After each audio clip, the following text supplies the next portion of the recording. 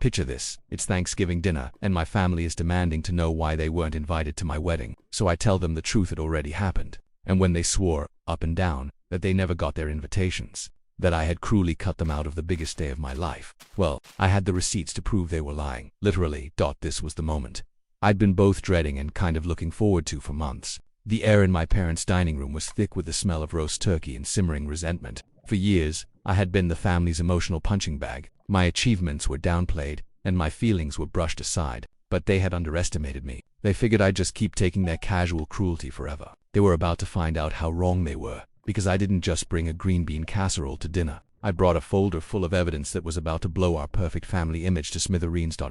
So, before I tell you exactly how I exposed them in front of everybody, if you're a fan of family drama and stories where people finally get what's coming to them, do yourself a favor and hit that subscribe button and ring the bell. Trust me, you won't want to miss the fallout from this. To really get why I had to go this far, you need to understand my family. On the surface, we were the neighborhood's dream family. My dad was a respected local businessman. My mom was a big deal on the community charity circuit. And my older sister, Jessica, well, Jessica was perfect. The golden child. She could do no wrong. Perfect grades. Flawless career.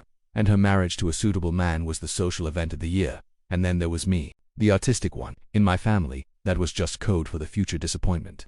Any success I had was treated like a cute little fluke, and my life choices were always met with a condescending head tilt and a well, as long as you're happy. Dear, the ringleader of this whole circus was my Aunt Carol. She was my mom's sister, the self-appointed family matriarch and queen of gossip. Nothing happened without her knowing and, usually, meddling. Her two kids, my cousins David and Sarah, were her loyal spies, always echoing her opinions and amplifying her judgments. When I first started dating my now husband, Mark, they pretended to be happy for me. They called him a nice boy and we got the required invites to family but the cracks started showing almost right away. The insults were small at first, like paper cuts, subtle enough that if I called them out, I'd just look crazy and oversensitive. I remember one Christmas, Aunt Carol gave Mark a gift, a cheap, generic tie, still in the box from a discount store. A few minutes later she gave Jessica's husband a ridiculously expensive watch. When Mark politely thanked her for the tie, she patted his arm and said, loud enough for everyone to hear, well, we just wanted to get you something simple. We know you creative types don't care about fancy things. The message was loud and clear. You're not one of us. It was always comparisons. Jessica's promotion got a celebratory dinner at the fanciest restaurant in town. When I landed a huge project at my design firm, a project I poured my soul into for months, my mother's only comment was, oh, that's nice, honey. By the way, did you hear Jessica is redecorating her house? But the worst, before the wedding disaster, was the year they accidentally forgot to tell me about the annual family trip to the lake house. I only found out because I saw the pictures on Facebook. The whole gang, Jessica, my parents, Aunt Carol, my cousins, all smiling on a boat. The caption read, so wonderful to have the whole family together. When I called my mom, she put on this big show of fake surprise. Oh my goodness, did we forget to call you? I was so sure your father reached out. The trip was just so last minute. It wasn't last minute. I knew they'd been planning it for months because Jessica had let it slip weeks earlier. They hadn't forgotten. They just excluded me, and then lied about it. It put me in a position where I had to either accept the lie or start a fight and be the difficult one. I accepted the lie, but I never forgot it. Mark saw everything. He was my rock. He'd listen while I cried after some family disaster and would gently point out the patterns I was trained to ignore. He'd say, they're not just forgetful, they're dismissive. There's a difference. He helped me see that the problem wasn't me being too sensitive. It was them being toxic. He loved me for me, not for who my family wanted me to be. He was my safe space in a storm of passive aggression, and I knew he was the man I wanted to marry. My family, of course, just saw him as an outsider who was stealing me away and filling my head with silly ideas about self-respect. My growing confidence wasn't a good thing in their eyes. It was an act of rebellion.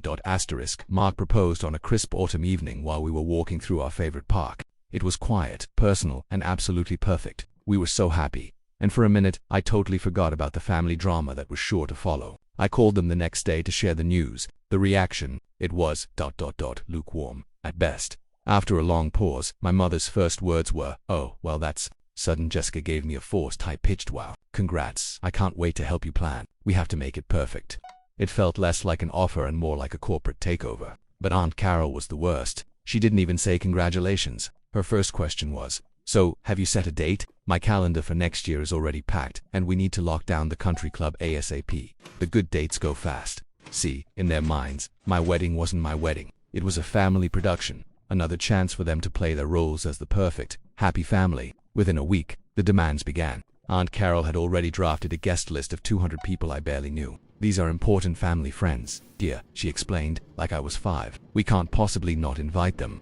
Jessica had decided she was now my head wedding planner, sending me spreadsheets and color palettes for a huge, traditional wedding I never even wanted. One night Mark and I were sitting there, surrounded by beige fabric swatches and lists of strangers, and I just started sobbing. "This isn't what I want," I cried. "I don't want a massive, impersonal party. I want our wedding day to be about us, not about managing their drama."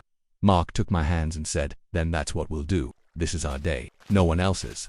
And that's when we decided we would have the wedding we wanted. A small, intimate ceremony on a beautiful coastline, with just our closest friends and Mark's wonderfully supportive, totally normal family. At first we were just going to elope and send an announcement later. It seemed cleaner, but a tiny part of me, the part that hadn't totally given up on them, felt guilty. As much as they'd hurt me, getting married without even giving them a chance to be there felt ... wrong.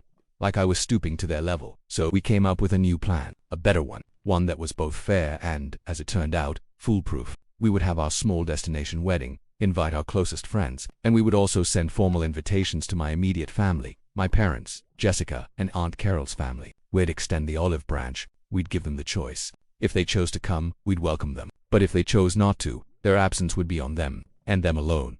This is where the insurance policy, as Mark called it, came in. I told him about the lake house trip and all the other times miscommunication was their excuse. "They're just going to say they never got the invitations," I said, "and they'll twist it to make me the villain." Mark, who's always the practical one, had a brilliant idea. "So we make it impossible for them to say that. We send the invitations in a way that gives us undeniable proof they got them." The next day I went to the post office. I had our beautiful invitations tucked into thick, high-quality envelopes. They were impossible to mistake for junk mail. For the 3 envelopes going to my family, I paid for certified mail with signature confirmation. The postal worker explained it gives you tracking, and this is the best part. It requires someone to sign for it on delivery. The signature would be scanned and available for me to see online. It was perfect. It was my insurance policy against their gaslighting. With a weird sense of calm, I mailed them. Over the next few days, I was glued to the online tracking. First, my parents' invite, delivered, September 12th, signed for by my mother's name. I saved a screenshot and printed it. The next day, my sister's delivered, September 12th, signed for by Jessica last name. I could practically see her signature, with the loopy J and the little heart she uses to dot the I. Screenshot, print, and finally, a day later, Aunt Carol's. Delivered, September 13th, signed for by Carol last name, screenshot, print. I put all 3 confirmation sheets into a folder. The trap was set. All they had to do was act like decent people. The weeks went by. The RSVP date October 15th came and went. We got enthusiastic yes replies from all our friends and Mark's entire family. From my family, nothing. Not a call, not a text. Just complete, deafening silence. It hurt. A lot more than I expected. It wasn't just that they weren't coming. It was the cold, calculated silence. They had the invitations. My mother, my sister, and my aunt had all signed for them, and they collectively chose to ignore them. It was a power move. A silent protest because I dared to have a wedding that wasn't on their terms. They were giving me the silent treatment on a massive scale, thinking it would break me, thinking I'd come crawling back and beg them to be involved. They didn't know that this time I wasn't going to crawl. This time, I had proof. Our wedding day was a dream. It was small, filled with love, and completely standing on a cliff overlooking the ocean, holding Mark's hands, surrounded by people who genuinely loved us. I felt a peace I hadn't felt in years. For one perfect day, my family and their toxic games were a million miles away. Fast forward 1 month to Thanksgiving. We walked into my parents' house, and the atmosphere was sickly sweet. Everyone was there, smiling way too much. My mother's hug was a little too tight. Jessica's, "Oh, I love your sweater," was completely fake. Aunt Carol watched me from her armchair like a hawk. It was an ambush, and they were all in on it. We sat down for dinner. The small talk was painful. They asked questions to everyone but me and Mark, freezing us out. I just ate my turkey, kept my answers short, and waited. I knew it was coming. Finally, during dessert, Aunt Carol cleared her throat, silencing the table. She looked at me with this deep, fake concern. "So, honey," she started, her voice dripping with sympathy-laced poison, "we're all just dying to know. Mark, you're a wonderful man, and we're so happy you're in the family. But when are you two finally going to make it official? When's the wedding? We've been waiting for our invitations, and we haven't heard a thing." There it was. The opening shot. The whole table went silent, all eyes on me. This was the public shaming they had been planning for weeks. Jessica jumped in right on cue, with a wounded look. "Yeah, we were getting worried. We thought maybe you were keeping secrets from us." I took a slow sip of water, letting the silence hang there for a second. I looked right at Aunt Carol, then at my sister, and then my mother. "The wedding," I said. my voice perfectly calm. Oh, it was beautiful. It happened last month, October 20th. And boom, it was like a bomb went off. Aunt Carol gasped, her hand flying to her chest in an Oscar-worthy performance. Last month, she screeched. What do you mean, last month? Why on earth weren't we invited? My mother, a truly gifted actress, looked shocked and hurt. You got married, without your own mother, without your family. Jessica scoffed. Wow. Just ... wow. I can't believe you would do that to us. After everything. To cut us out of your own wedding, that's a new low. And then came the big fat lie they had all agreed on. We never got an invitation, Aunt Carol declared, her voice rising. Not one. We would have been there in a heartbeat. How could you not send your own family an invitation? My cousin David added, yeah, we checked the mail every single day. They were working themselves into a frenzy, piling on the guilt, painting me as the villain. They were trying to control the story, to make me the bad guy. I let them go on. I let them fully commit to their lie, digging their own graves a little deeper with every word. When they finally paused for a breath, I gently placed my fork on my plate. That's a very interesting story, I said, my voice cutting through the drama, because I remember things very differently. I reached down into the large purse I had put by my chair. All conversation stopped. Every eye was on my bag. I pulled out a sleek document folder and placed it on the table with a soft but firm thud. You see, I began, opening it up, knowing this family's history with lost mail and miscommunications. My husband, my wonderful, thoughtful husband, and I decided to take some precautions. I took out the first sheet of paper and slid it across the table until it stopped right in front of my mother's plate. This, I said, is a delivery confirmation from the post office for a piece of certified mail sent to this address. It was delivered on Tuesday, September 12th, and right there at the bottom is a digital copy of the signature. It looks like your signature, Mom. My mother stared at the paper like it was a snake. She opened her mouth, but nothing came out. I took out the second sheet and slid it over to Jessica. And this one's yours. Jessie, I said, my voice still light. Also delivered on September 12th to your apartment. That's your signature, isn't it? I'd recognize it anywhere. You still dot your I's with a little heart. Cute. Jessica's face went from smug to ghost white in a split second. She snatched the paper and just stared at her own signature, trapped in black and white. And then, the grand finale. I took out the third sheet, held it up for Aunt Carol to see from across the table, and then slid it right to her. And finally, Aunt Carol, this one's for you. Delivered to your house on Wednesday, September 13th. Signed for, personally, by you. I leaned forward. It seems you did get the invitations. All of you. You held them in your hands. The silence in the room was absolute, heavy, suffocating. The color drained from Aunt Carol's face. My cousins looked back and forth between their mum and me, the gears finally turning as they realized the lie had just spectacularly backfired. Aunt Carol was the first to crack. Well, I don't remember this. It must have gotten lost in a pile of junk mail. I just laughed. It wasn't a happy laugh. It was a cold, tired laugh. Lost in junk mail. An invitation to your niece's wedding. A thick, cream-colored envelope that you had to sign for. No, I don't believe that. And no one else here does either. I stood up. Mark stood up with me, putting a supportive hand on my back. Let's be honest, I said, my voice now hard as steel. You all got the invitations. You saw them, you opened them, and you all decided to ignore them. You decided to play a game. You thought you could punish me for not having the wedding you wanted. You thought you could wait for a holiday, get an audience, and stage this little intervention to embarrass me. You weren't waiting for an invitation. You were waiting for an audience. I looked at each of them. You, Jessica, were mad you couldn't plan a 300-person circus. You, Aunt Carol, were livid you couldn't control the guest list. And you, Mom, ... you just went along with it because you never stand up for me. So let's be crystal clear. You weren't excluded. You were given a choice. You chose to pretend you weren't invited. You chose to create this drama. And now, we're making a choice. We are choosing to be done with these toxic manipulative games. We're done.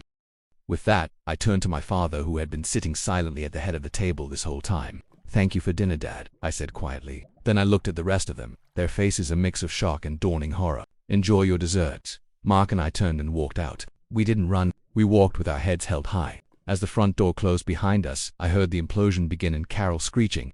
How could she do this to me? And my mother whimpering. We didn't look back. For the first time in my life, I felt completely and utterly free. The car ride home was quiet at first. Then, Mark reached over and took my hand. I'm so proud of you, he said. And I just started to cry. Not sad tears, but tears of pure relief. The weight of all those years of manipulation was just gone. Of course. The fallout was immediate. My phone blew up. First came the angry texts and voicemails. How dare I ruin Thanksgiving? How could I be so disrespectful? Then came the pleading. You're tearing this family apart. My mother wailed in a voicemail. Family is the most important thing. But they didn't get it. They hadn't been my family in any way that really mattered. Family doesn't deliberately hurt you. Family doesn't manipulate you or make their love conditional, so I did the single most therapeutic thing I have ever done. I blocked them. All of them. My mother, my sister, my aunt, my cousins. I blocked their numbers, their social media. I built a silent digital fortress they couldn't get through. The first few weeks were weird. It felt like a phantom limb. I kept expecting a passive-aggressive text or a guilt-tripping call, but all I got was peace. Quiet, blissful peace. The constant hum of anxiety that had been the background noise of my entire life finally stopped. Our first holiday season without them was a revelation. We spent Christmas with Mark's family, who welcomed me with open arms. It was filled with real laughter and easy conversation. No hidden agendas, no backhanded compliments, no emotional landmines. It was just nice. I never realized a family holiday could actually be enjoyable. Asterisk, it's been over a year now, and my life is unrecognizable in the best way. My husband and I are thriving. My work is better than ever because I'm not constantly drained by stress. We've built a life for ourselves based on what we want, not what anyone else expects. We have our chosen family, our amazing friends, and Mark's incredible parents, who have shown me what real support feels like.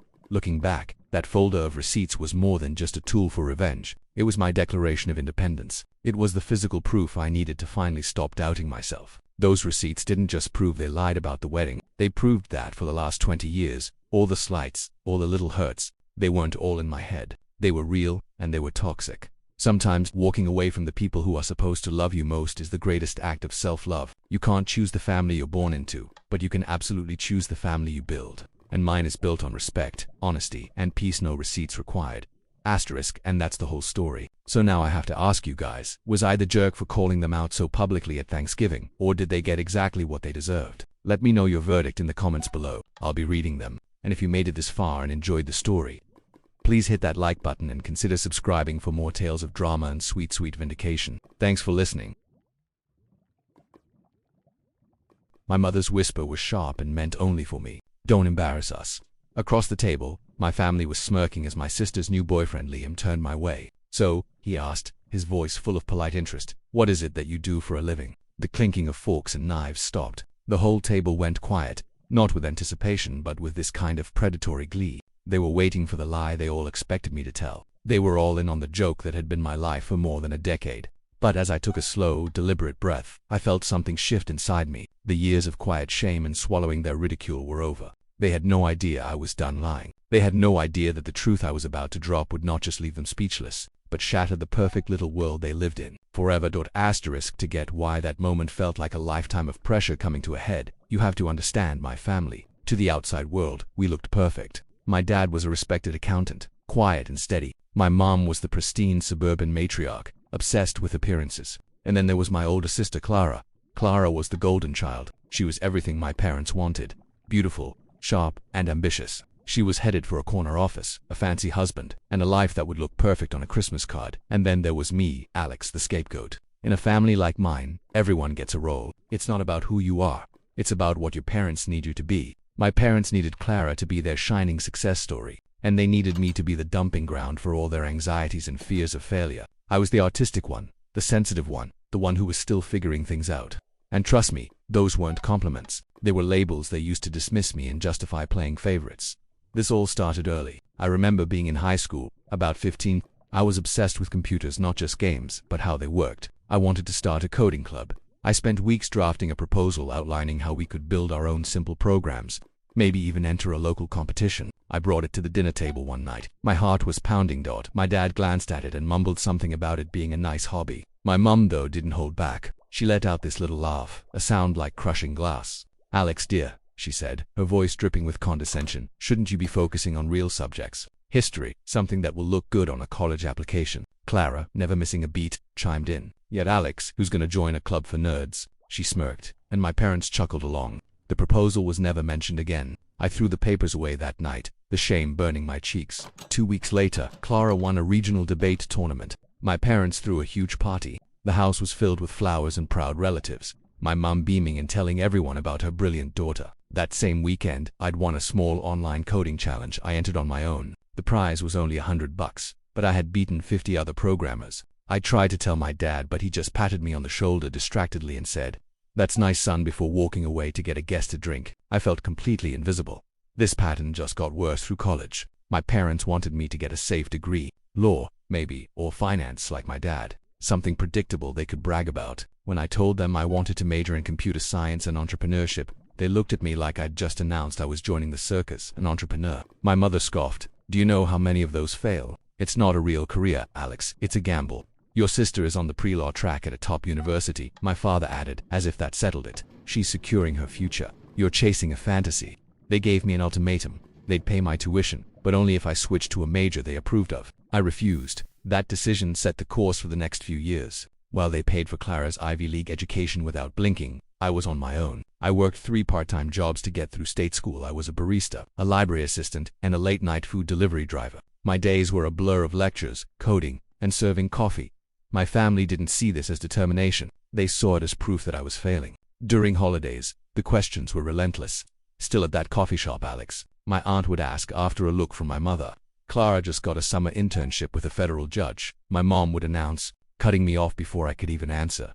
They didn't see the hours I spent in the library, devouring books on machine learning. They didn't see the all-nighters I pulled, not just for exams, but to work on my own projects, building the skeleton of an idea that was forming in my mind. All they saw was their son who smelled like stale coffee and couldn't afford to come home for Thanksgiving. They weren't interested in the truth. They were invested in their story about my failure.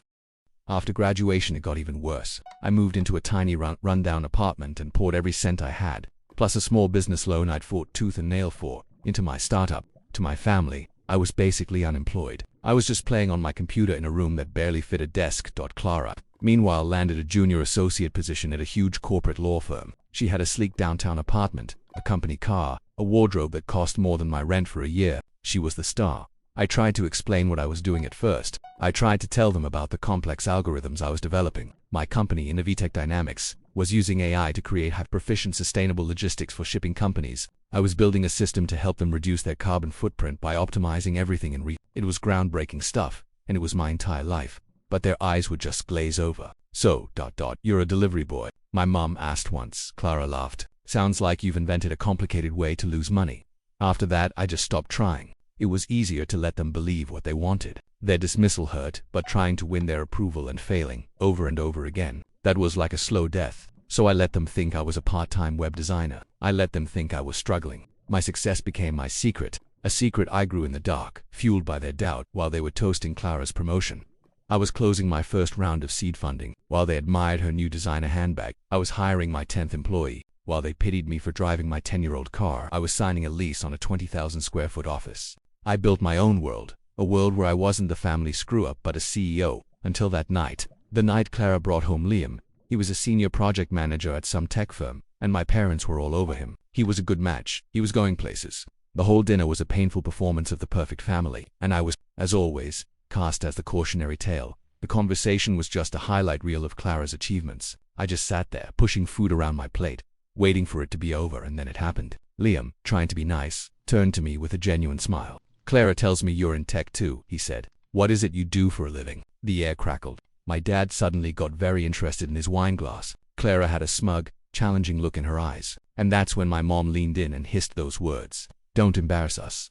That whisper was like a key turning in a lock I didn't even know was there. It wasn't a request. It was an order, a final reminder of my part to play. I was supposed to be the lovable failure one more time for the guest. A little laugh went around the table. It was the same laugh I'd heard when I proposed the coding club, when I announced my major, when I tried to explain my life's work.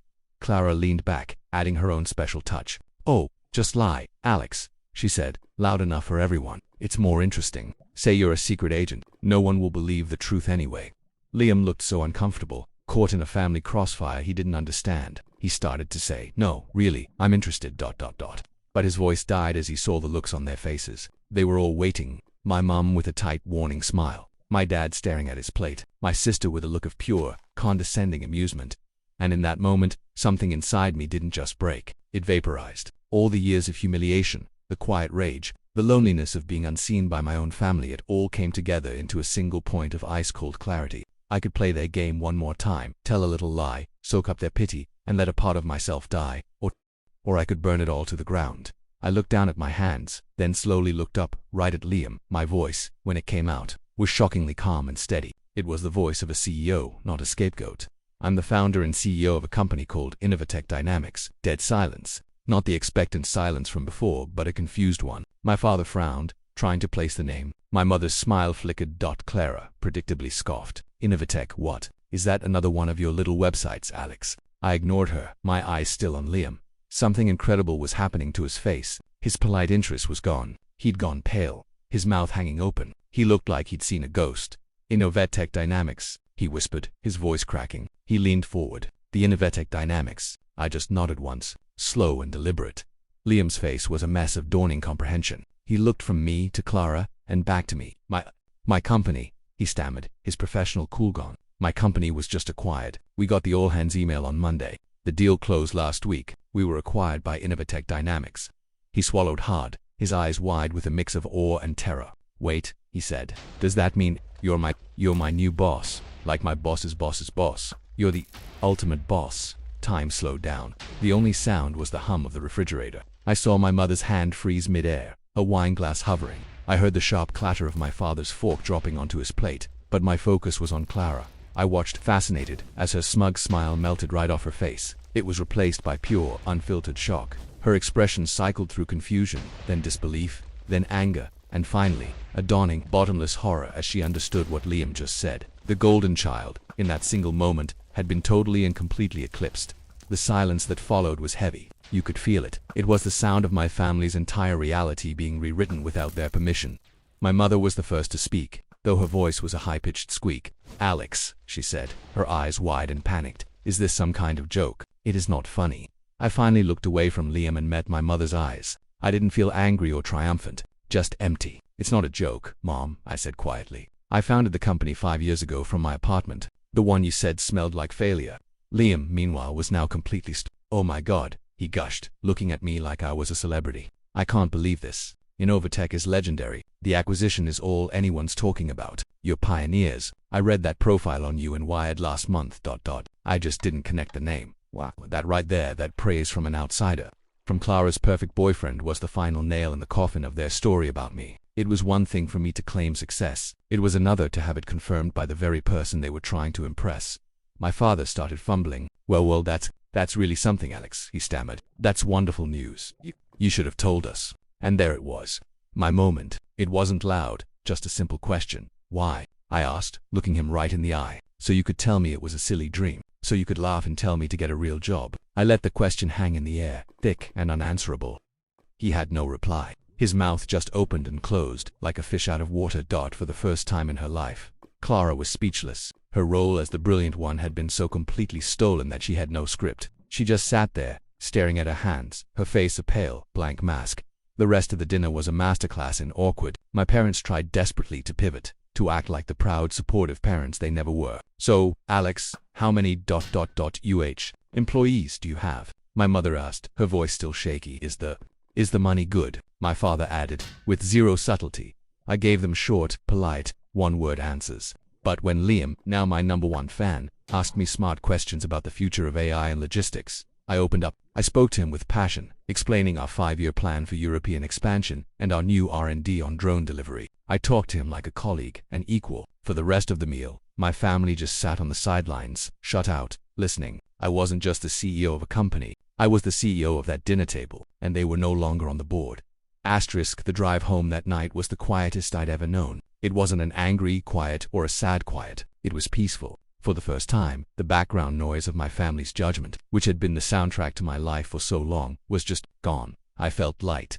The fallout was immediate and pathetic. My mom called the next morning. Her tone was completely different, sugary sweet, dripping with a desperate, phony pride. She talked about our success and how she always knew I had it in me. It was a pathetic attempt to rewrite history. Then came the real question. So, darling, she said, her voice dropping, how much exactly is the company, worth? I told her it was confidential and changed the subject. Clara sent a single text a week later. You could have told me. I stared at it for a long time before typing my reply. You could have asked. She never wrote back. The family dynamic is permanently broken. My relationship with my parents is now transactional. They call when they want to brag to their friends about their brilliant CEO's son, or hint about needing money for a new roof, which I politely refuse. They see a resource, not a son. But the difference is, now I see them clearly.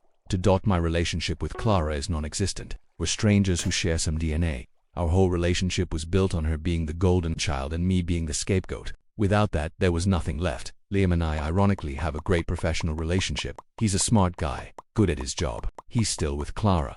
And I can only imagine how painfully awkward their conversations must be. But the real resolution wasn't their shocked faces. The real victory wasn't the money or the title. It was the moment I chose to speak my truth. Not for them, but for me. I didn't expose my secret to hurt them. I did it to heal myself. To stop making myself small to make them feel big. For years I thought their approval was the prize. But I was wrong. The prize was the freedom that came from realizing I never needed it in the first place. My success is my own. My peace is my own. And finally, my story is my own.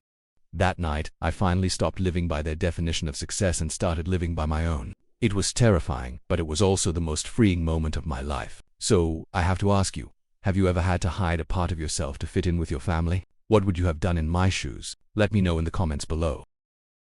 My mom sent me a screenshot by accident. The notification just popped up, looking totally normal, but what was in it completely detonated my world. It was a picture of a family group chat, a lively, active space full of names I knew by heart. Mom, Dad, my sister, my brother. But the name of the group, glowing right at the top of the screen, was the real family.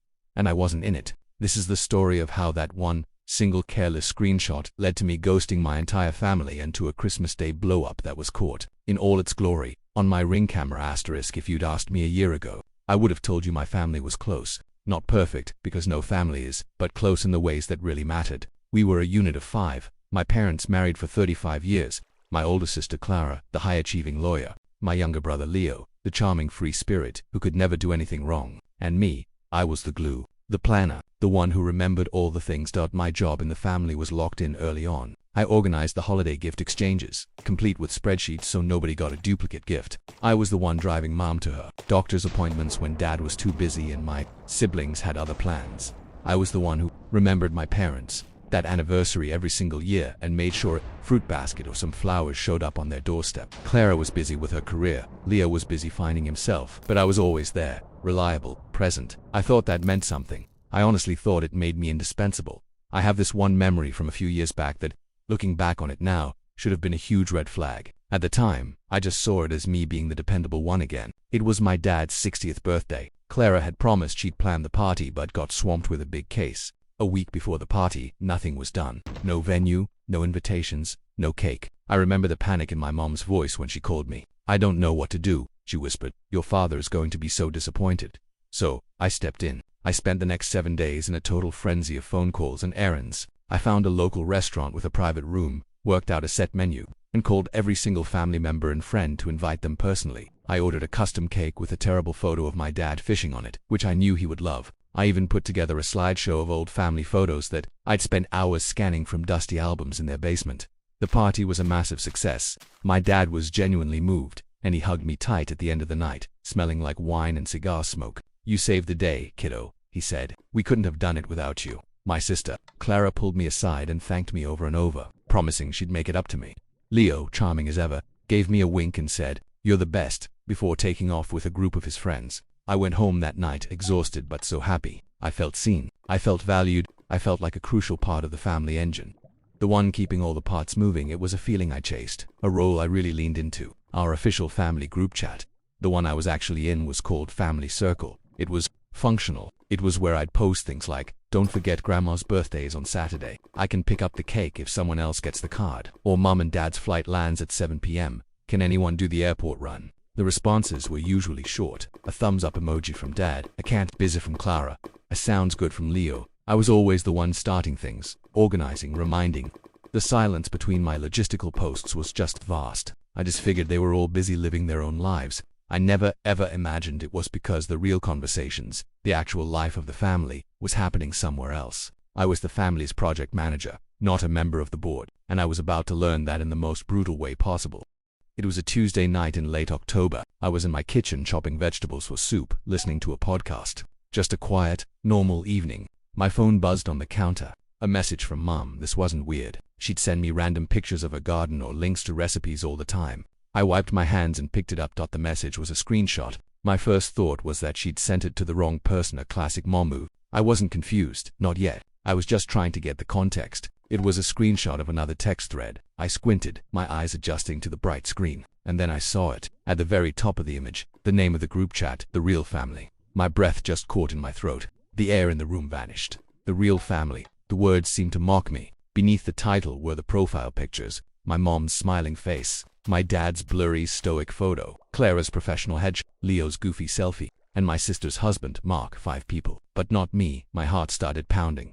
This frantic, painful rhythm in my chest. I made myself read the messages in the screenshot. They weren't talking about me. In a way, that felt worse. It was just normal family stuff. Leo had sent a picture of his new puppy, a little golden retriever tangled in a blanket. Clara had replied with a bunch of heart emojis writing, "Oh my god, he's perfect. We have to have a puppy playdate this weekend." My dad had chimed in, "Make sure you're taking him out every 2 hours, son. It's a lot of work."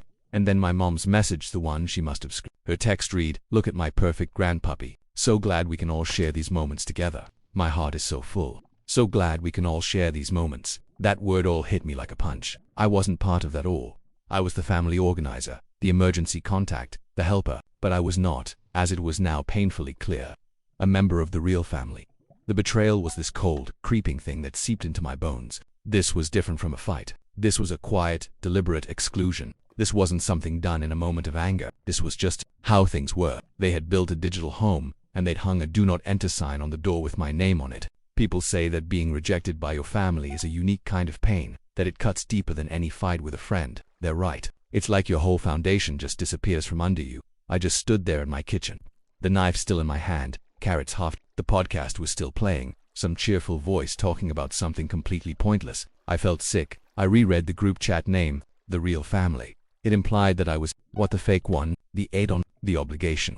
A second message from my mum popped up. "Oops, wrong person. Ignore that. Ha ha ha ha." She thought ha could fix this. She thought she could just laugh it off. In that moment, something inside me just broke. A clean snap. The part of me that was always so eager to please, to organize, to keep the peace. It just died. It was replaced by a cold, hard silence. I didn't reply. I put my phone face down on the counter like it was radioactive. I turned off the podcast. I looked at the vegetables for the soup and couldn't remember what I was doing. The only thing I knew for sure was that I was done.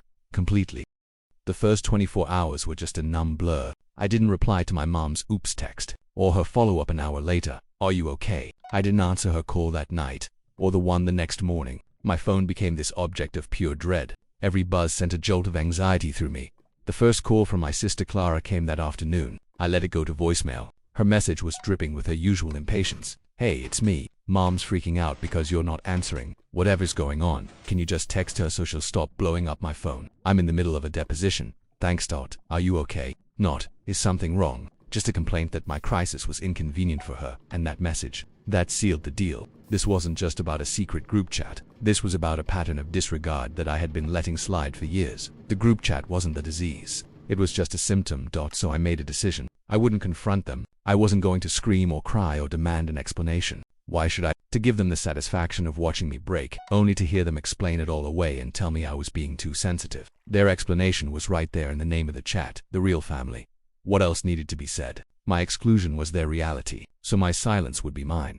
I started by muting the family circle chat. Then, one by one, I muted their individual numbers. The messages kept coming, a digital storm of fake concern and growing frustration. "Mom, honey, please call me. I'm starting to get worried."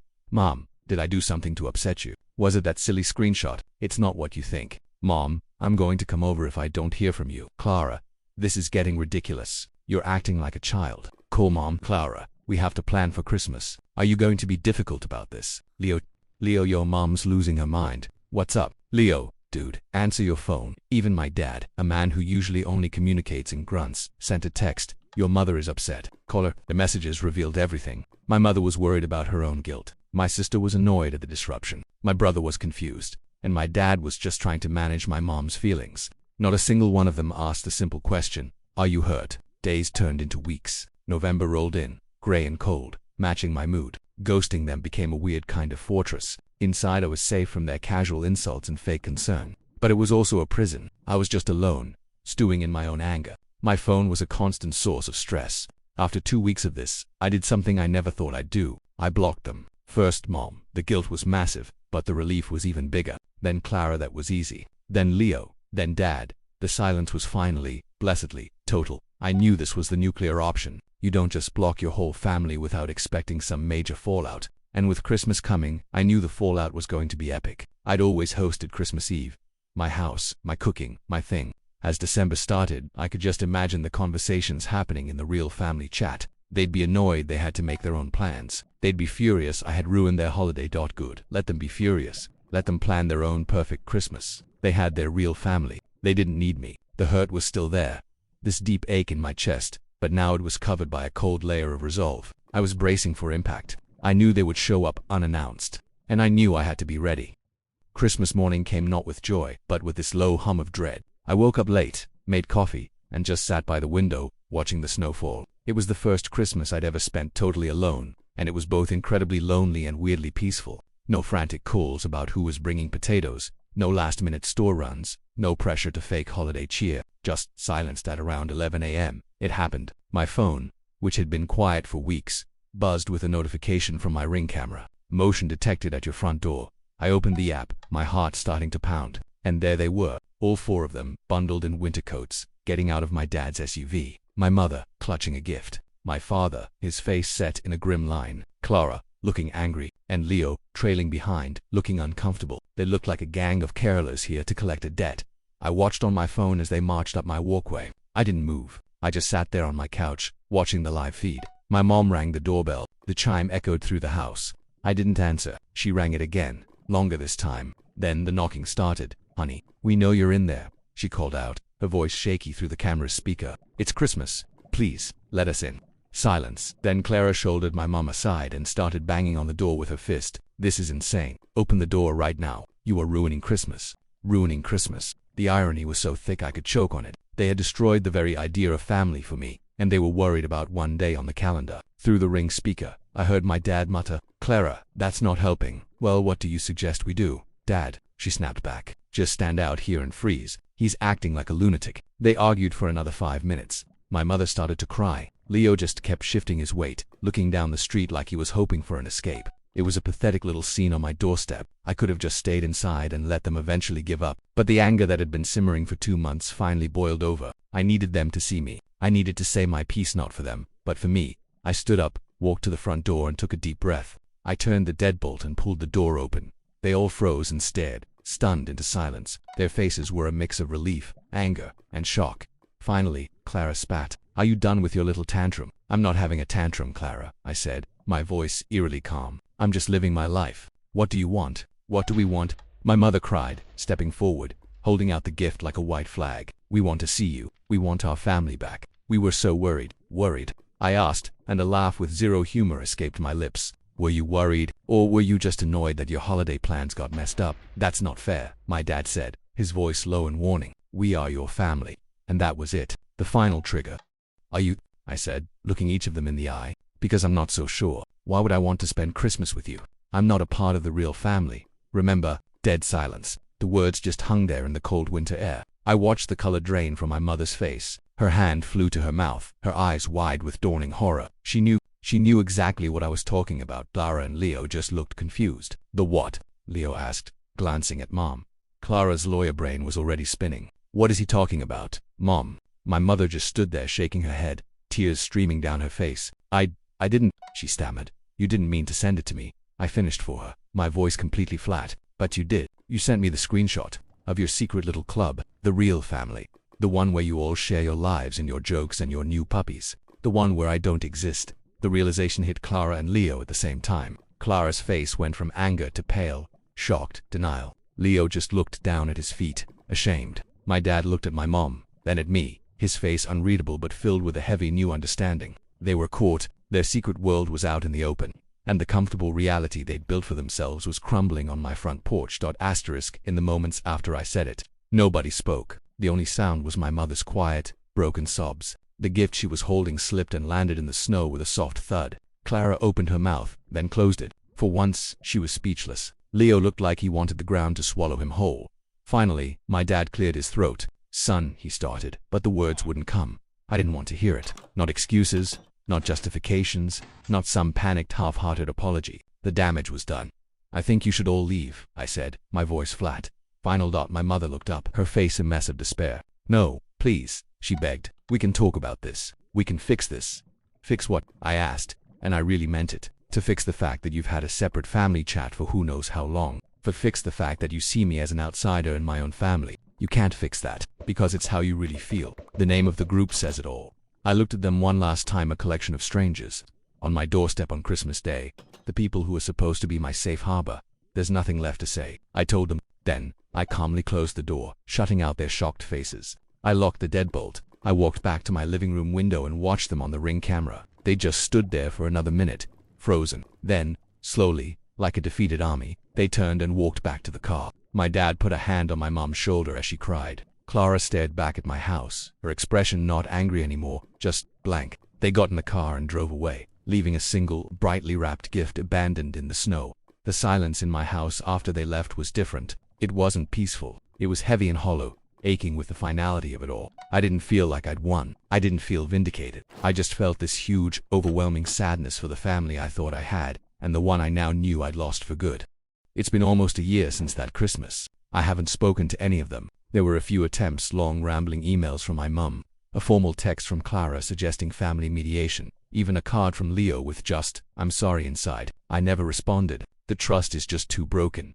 Cutting off your family is a strange, painful thing. It's like amputating a limb. But sometimes, you have to cut away the infection to save yourself. They didn't just leave me out of a group chat. They showed me my role was purely functional. I was the planner, the fixer, but my presence in their actual lives was optional. So I decided to build a real life of my own, without them. It's a quieter life, but it's an honest one. And for the first time, I actually feel like I belong in it.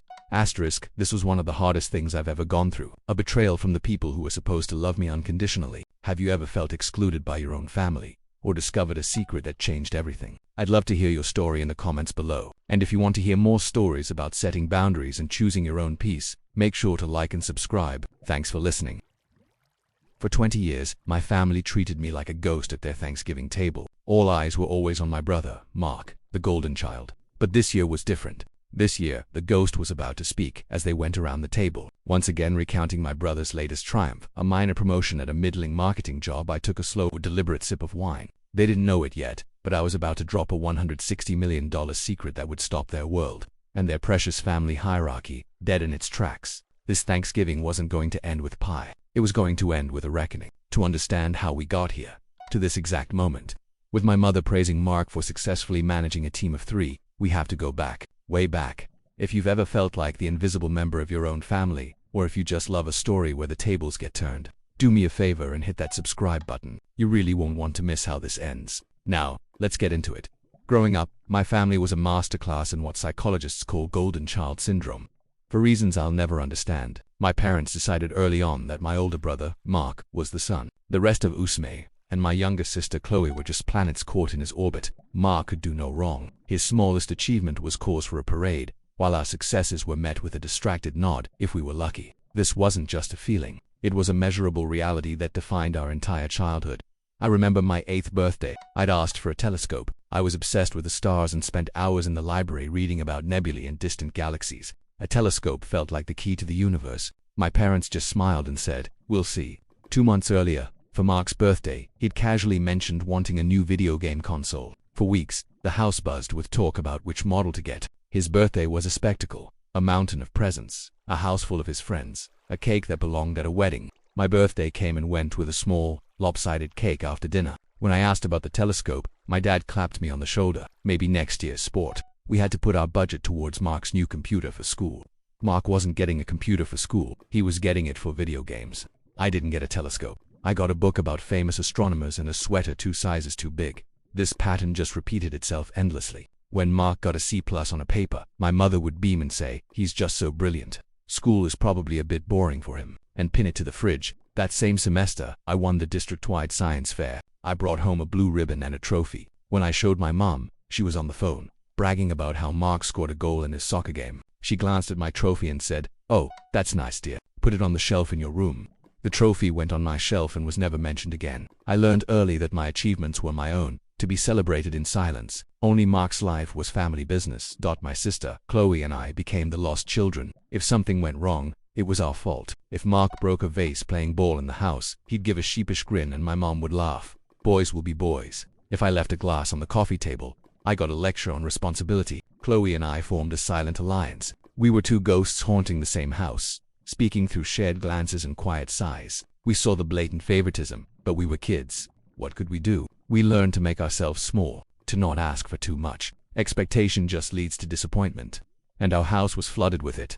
As we grew into teenagers, the divide became a canyon. My parents poured thousands into Mark's passions. He wanted to be a musician, so they bought him the best guitars and recording equipment. The garage became his private studio. Then he decided he was more of a sportsman, so the music gear gathered dust, replaced by expensive hockey equipment and private coaching. I, on the other hand, got a part-time job at 15, bussing tables just to afford movie tickets. When I asked for help with a down payment on a beat-up 20-year-old car so I could get to my job, my dad gave me a serious talk about the value of earning your own way. It builds character, son, he said with a straight face.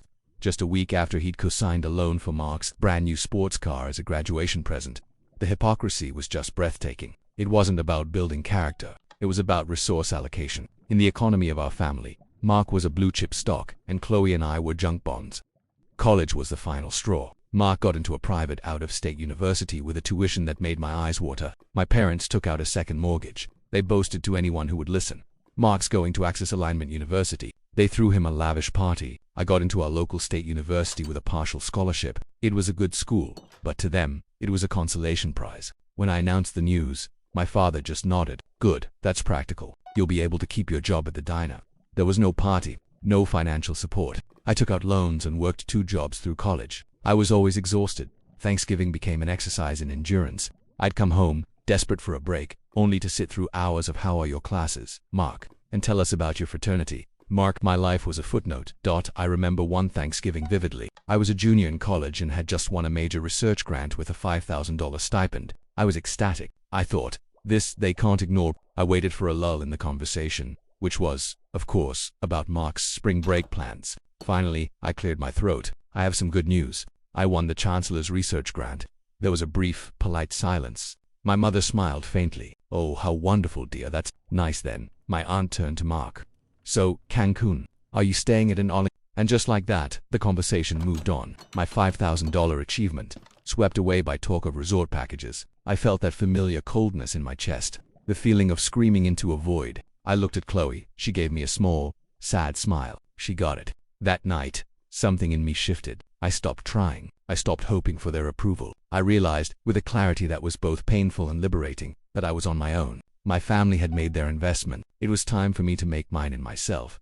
Emotionally divesting from my family wasn't some dramatic door-slamming moment. It was a quiet, internal decision to stop looking for my reflection in their eyes and to buy my own mirror. The years that followed were about quiet determination. While my family posted novel-length updates about Mark's post-college life, I went dark. I was at the holiday gatherings, but my spirit was in my cramped apartment, surrounded by textbooks and lines of code.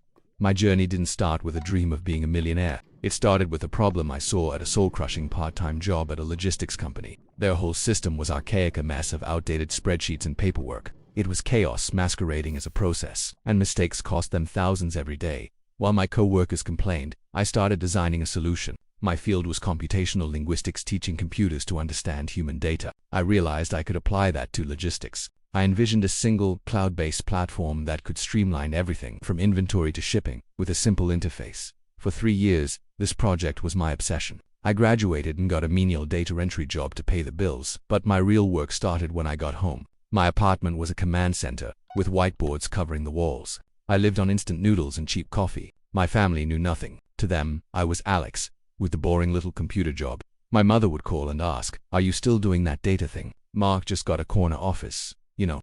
I'd just say, "That's great, Mom," while staring at a line of code that could change an entire industry. I almost gave up so many times. I ran out of money twice. The first time, I sold my old car. The second time, I swallowed my pride and called my parents for a few $1,000s to cover server costs. I tried to explain what I was building. My father cut me off. "Son, it sounds like another one of your little projects. Mark is thinking of buying a condo, and we need to help him with the down payment. We just don't have the liquidity for it. Speculative venture. That's what he called my life's work." I hung up the phone with a cold, hard resolve. I would never ask them for anything again. But while they were helping Mark pick out countertops, my speculative venture was getting noticed. I built a prototype and gave it to a few small businesses for trial. The feedback was insane. "This saved us hundreds of man-hours," one owner told me. Word started to spread. The breakthrough came a year later at a small tech conference. I snagged a 5-minute meeting with a venture capitalist. I walked him through the platform. His eyes lit up. He saw the potential my family couldn't. That 5-minute meeting turned into a 2-hour dinner. A week later, his firm invested $1.5 million. The day the money hit my bank account, I just stared at the number. I could finally breathe. I hired a small team. We named the company Nexus Logistics, and we moved into a real office. For the next 5 years, we worked relentlessly, landing bigger and bigger clients. We were the underdogs, but our product was just better. During this time, my family's lack of interest was a strategic advantage. They never asked probing questions because they genuinely didn't care. Still tinkering with that website of yours? My dad would ask at Thanksgiving. Good for you.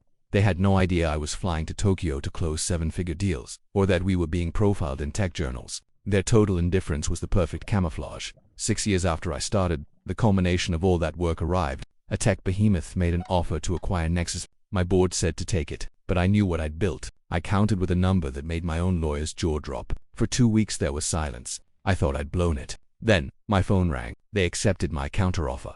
The final sale price was $280 million.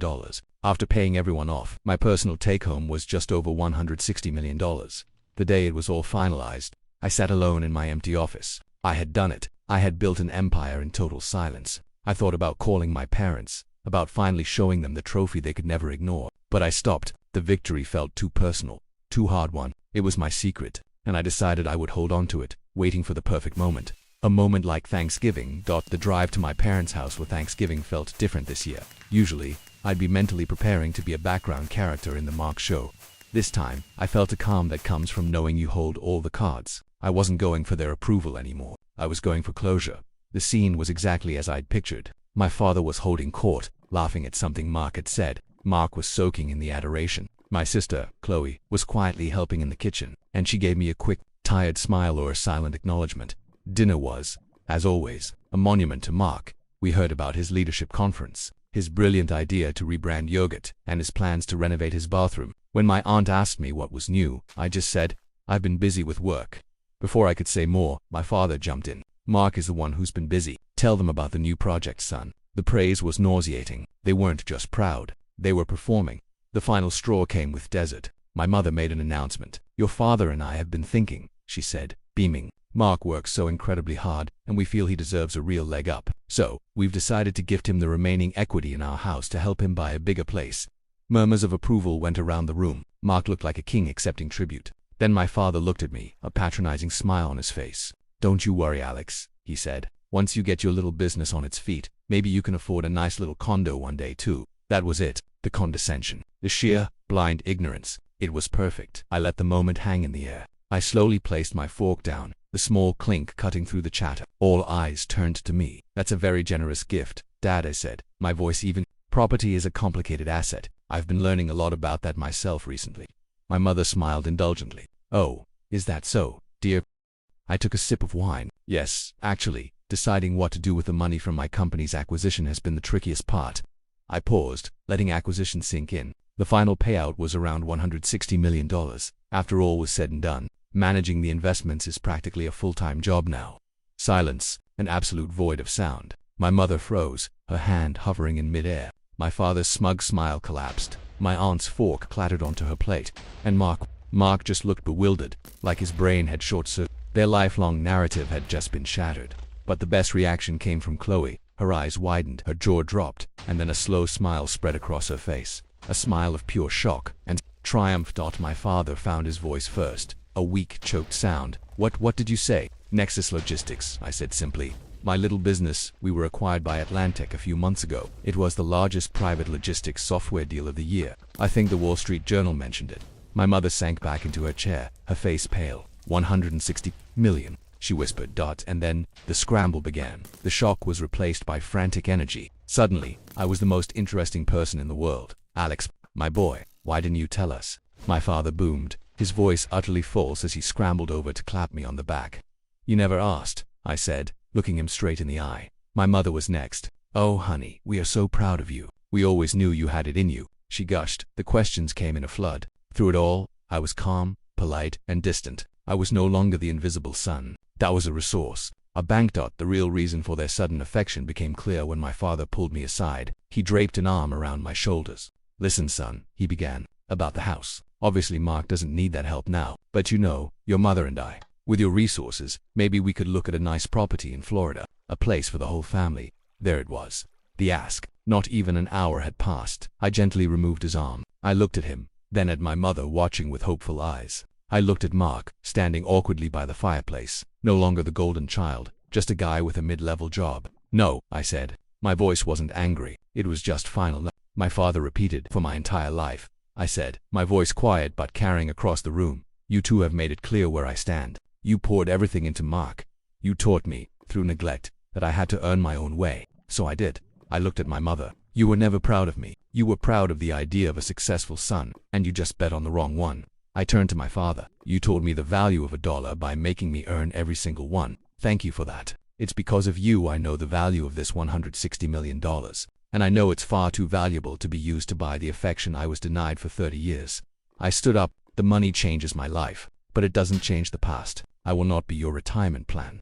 I walked over to Chloe, who was watching with tears in her eyes. I took out a pen and wrote my number on a napkin. "Call me tomorrow," I said quietly. "We need to talk." Then I walked to the door. My mother cried out, "But Alex, we're your family." I paused and looked back at them. "Today, you taught me what you think family is," I said. "It's a transaction, and my account with you is now closed." I walked out and didn't look back. The weeks that followed were a mess of desperate calls, texts, and emails from my parents. Apologies that felt hollow. Declarations of pride that were 20 years too late. I ignored them all. The one person I did talk to was Chloe. We talked for hours.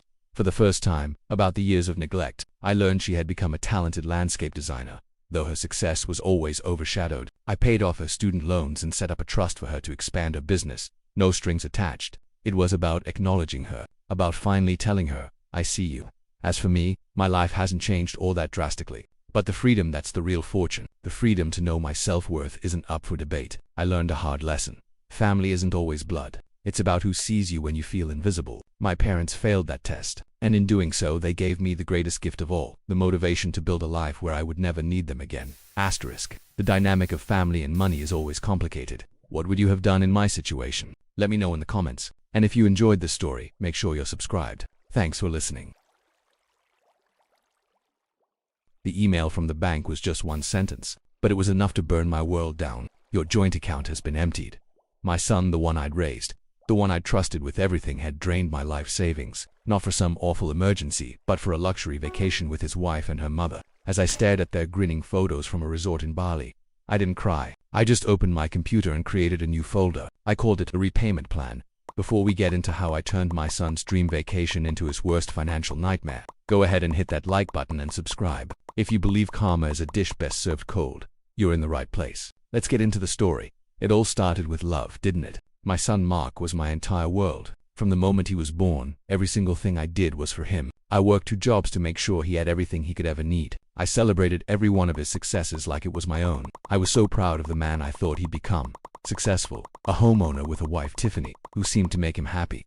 Looking back, the signs were all there. I just chose not to see them. Little flickers of entitlement I'd brush off. The way Tiffany always had a new designer bag, even while they complained about their mortgage. The way Mark would talk about his friends' lavish trips with this resentful tone in his voice. And then there was Tiffany's mother, Eleanor, a woman who treated me like a dusty antique who just didn't get it. I told myself I was just being an overprotective mother. I wanted to see the best in my son, so that's all I allowed myself to see. My trust in him was absolute.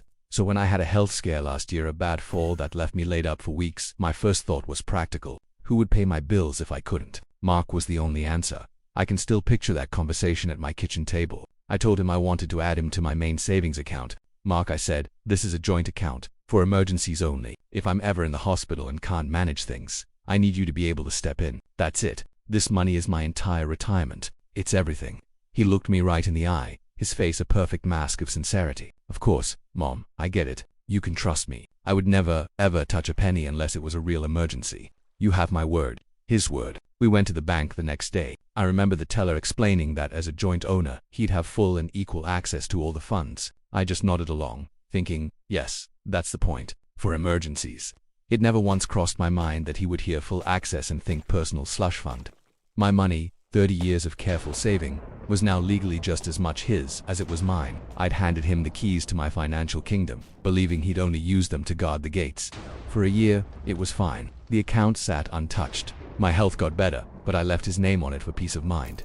The betrayal didn't come with a dramatic confrontation. It was a quiet, digital gut punch. I was sipping my coffee, doing my monthly budget, When I logged into my bank account, the number I expected to see a healthy six-figure sum was just gone. The balance was $7.42. For a second, the world just stopped. It had to be a glitch. I refreshed the page. Still $7.42. My heart started hammering against my ribs.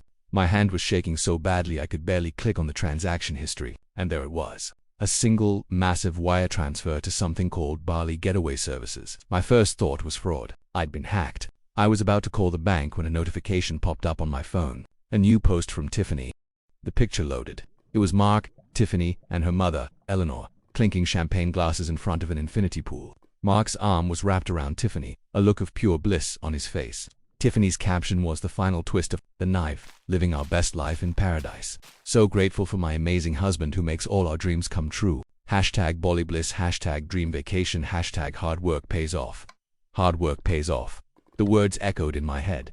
My hard work, my 30 years of scrimping and saving, of saying no to my own vacations, all cashed in for their 2-week fantasy.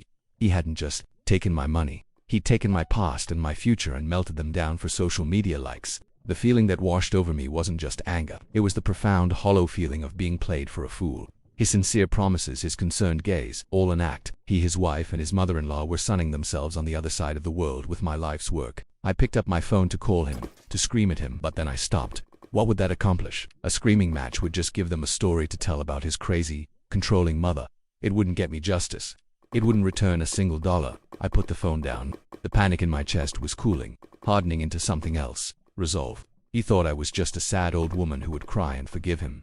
He mistook my love for weakness. He was about to find out just how wrong he was. I closed the social media tab, closed my online banking, and opened a blank document. At the top I typed 2 words, repayment plan. The first few hours after that were a blur of cold fury. A tearful phone call was exactly what they'd expect. No, my revenge wouldn't be loud. It would be silent, methodical, and financially devastating. My first step was research. I typed "son took money from joint account" into Google. The initial results were sickening. Article after article confirmed that as a joint owner, Mark had the legal right to take every cent, but I kept digging, and in the dark corners of legal forums, I found a sliver of hope. Concepts like unjust enrichment and breach of fiduciary duty started popping up. If I could prove our verbal agreement that the money was for emergencies only, I might have a civil case. It was complex and far from a sure thing, but it was a chance. This was not a DIY job. I found a lawyer named Sarah, a shark who specialized in financial litigation. I walked into her office the next day with a single, perfectly organized folder. I laid out the whole sordid story, my voice completely steady. Then I handed her the file. It had everything: the bank statement, screenshots of every single vacation photo with their damning captions, and a detailed timeline. Sarah reviewed it all in silence. Finally, she looked up. "He's arrogant," she said, "and sloppy. These social media posts are a gift. He's documenting his own fraud for the world to see." She confirmed that the joint account made things tricky, but not impossible. "Our argument," she explained, "is that you entrusted him with your assets for a specific purpose. He breached that trust. This wasn't a gift. It was the targeted depletion of an elder's life savings under false pretenses." Then, Sarah proposed a bold, high-risk move, an ex parte motion for an asset freeze. It was a long shot. We'd have to convince a judge to freeze all of Mark's assets, his bank accounts, his car, everything, without even notifying him first. The goal was to make sure he couldn't hide a single penny of my money. If the judge agreed, Mark would land from his dream vacation to find his own financial world frozen solid. While Sarah prepared the legal assault, I got to work on my part, sealing the perimeter. First, I rerouted my payroll and social security checks to a new, secure bank account in my name only. My income was now FIREWALLED. Second, I called the credit card department for the joint account. With a shaky but firm voice, I reported the card stolen, pointing to the fraudulent spending spree in Indonesia. The agent was incredibly helpful. A 5-star hotel, high-end restaurants. "Yes, this is highly suspicious. I'm freezing the card right now." I hung up and allowed myself a small, grim smile. The first domino had just fallen. Somewhere in Bali, the open bar was about to close. The last step was the hardest. I knew the frantic calls would start soon. I wrote a script on a post-it note and stuck it to my fridge. "The funds you were using were stolen. This is now a legal matter. Direct all future communication to my lawyer, Sarah." I practiced saying it until I sounded bored.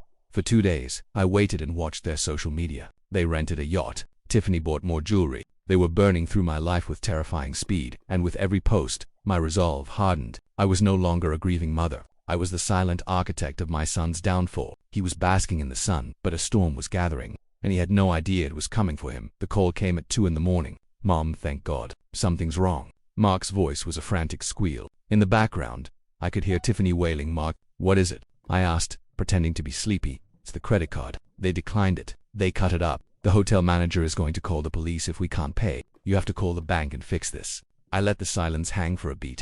"I can't fix it." "Mark, what do you mean you can't fix it? Just tell them it was a mistake." "It wasn't a mistake," I said, my voice dropping to ice. "I'm the one who reported it stolen." The silence on the other end of the line was absolute. I could hear Tiffany shriek. "What did she say?" You what?" he stammered. "Why would you do that? We needed that money." "You needed it?" I asked, letting my fury finally show. "For champagne and private villas. That money, Mark, was my life. My retirement. It was for an emergency, not for you and your wife and her freeloading mother to play make-believe. We were going to pay you back." He sputtered. "No, you weren't," I said flatly. "But, don't worry. I have a repayment plan in mind. This is no longer a family discussion. You can direct all future communication to my lawyer. Her name is Sarah." I gave him her number. "I'd write it down. You're going to need it." Then I hung up, and I blocked his number, Tiffany's and Eleanor's. The silence was the most peaceful sound I'd ever heard. They landed back in the US, exhausted, humiliated, and broke, but they didn't get the chance to come cry or scream at my door. As their taxi pulled up to their house, a man in a suit was waiting. "Mark," he asked, handing him a thick envelope. "You've been served." Sarah had timed it perfectly. The moment Mark was on US soil, she'd filed the lawsuit and the asset freeze motion, and the judge had approved it. The envelope contained the lawsuit for the full amount plus damages, and as he read it, his phone buzzed. It was an email from his bank, informing him that, per a court order, all his assets were frozen. His checking, his savings, his stocks, everything. A week later, they showed up at my house. They looked like ghosts. "Mom, please," Mark croaked, his voice cracking. "You have to stop this. I can't pay the mortgage. Tiffany, she's talking about leaving. You've destroyed everything." "I destroyed everything," I said, looking him dead in the eye. "No, Mark, you did. You chose infinity pools over your mother's trust. You are living the consequences of that choice. I'll pay you back," he pleaded, tears streaming down his face. "I swear. Just call off the lawsuit." I let that hang in the air. Let him grab onto that sliver of hope. "I might be willing to do that," I said slowly, "but it'll be on my terms, not yours." My solution was a contract drafted by Sarah. I would drop the lawsuit if he agreed to a voluntary repayment plan. He would have to sell his luxury SUV, his watches, and his stocks, with all proceeds going directly to an escrow account controlled by my lawyer. On top of that, the contract included a wage garnishment clause. A huge chunk of his salary would be automatically deducted and sent to me every single month, with interest, until every penny, including all of Sarah's legal fees, was paid back. He stared at the papers, his face ashen. This wasn't forgiveness. This was a financial prison sentence. Tiffany read it over his shoulder, her face twisting in horror as she realized her lifestyle was over. "This will take years." He whispered. "Yes," I said. "It will. You spent my 30 years of savings in 2 weeks. It seems only fair that you spend the next few years paying it back. Sign it, or we see you in court. Your choice." He signed. The aftermath was exactly as I'd planned. The sale of his assets got me about 70% of my money back right away. The rest trickles in every month, a constant reminder of what he did. His life fell apart. The financial strain was too much for Tiffany. Turns out, without the lifestyle my money provided, she saw no reason to stay. She left him within 3 months, citing his financial irresponsibility. The irony is so thick you could choke on it. Mark had to sell the house and move into a tiny apartment. He had to get a second job on weekends, just like I once did for him. We don't speak. The son I loved ceased to exist for me the moment he wired my life away. Now he's just a man who owes me money. I have my financial security back, but it's a quiet victory. I didn't get my son back, but I did get back myself. I proved to myself that I wasn't some fragile old woman to be trifled with. When pushed, I don't just push back. I plan, I strategize, and I win. He thought my love was a line of credit with no limit. He learned, the hard way, that trust isn't a renewable resource, and when it's gone, all you're left with is the bill. And my bill comes with very high interest. What would you have done? Was I justified or did I go too far? Let me know what you think in the comments. I read every single one. And if you enjoy stories where entitlement gets a long overdue reality check, make sure you're subscribed. Thanks for listening. My own mother sat across from me with 2 men she called her lawyers, demanding I sign over my entire inheritance. She thought her desperate little scam would work, but she didn't realize I had already done a background check.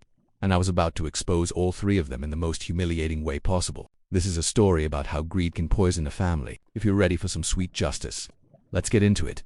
To really get the audacity of my mother's betrayal, you have to understand the world I grew up in. On the surface, it was picture a 2-parent household on a quiet suburban street. But underneath all that, our family was governed by one simple rule. My mother's feelings were the only ones that mattered. She was the sun, and the rest of us were just planets, expected to orbit her and reflect her light. Her moods set the temperature of our home. If she was happy, we could be happy. If she was upset, the whole house would just plunge into this tense, anxious silence, with my dad and I tiptoeing around, trying to figure out what we'd done wrong this time.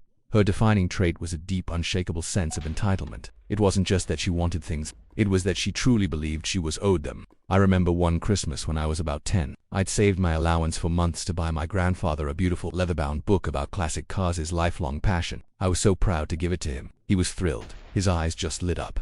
But later that evening, I overheard my mother in the kitchen. "It's ridiculous," she said to my dad, her voice dripping with resentment. "He spends all that money on a book for his grandfather, but what did I get? A scented candle. I'm his mother. I should come first."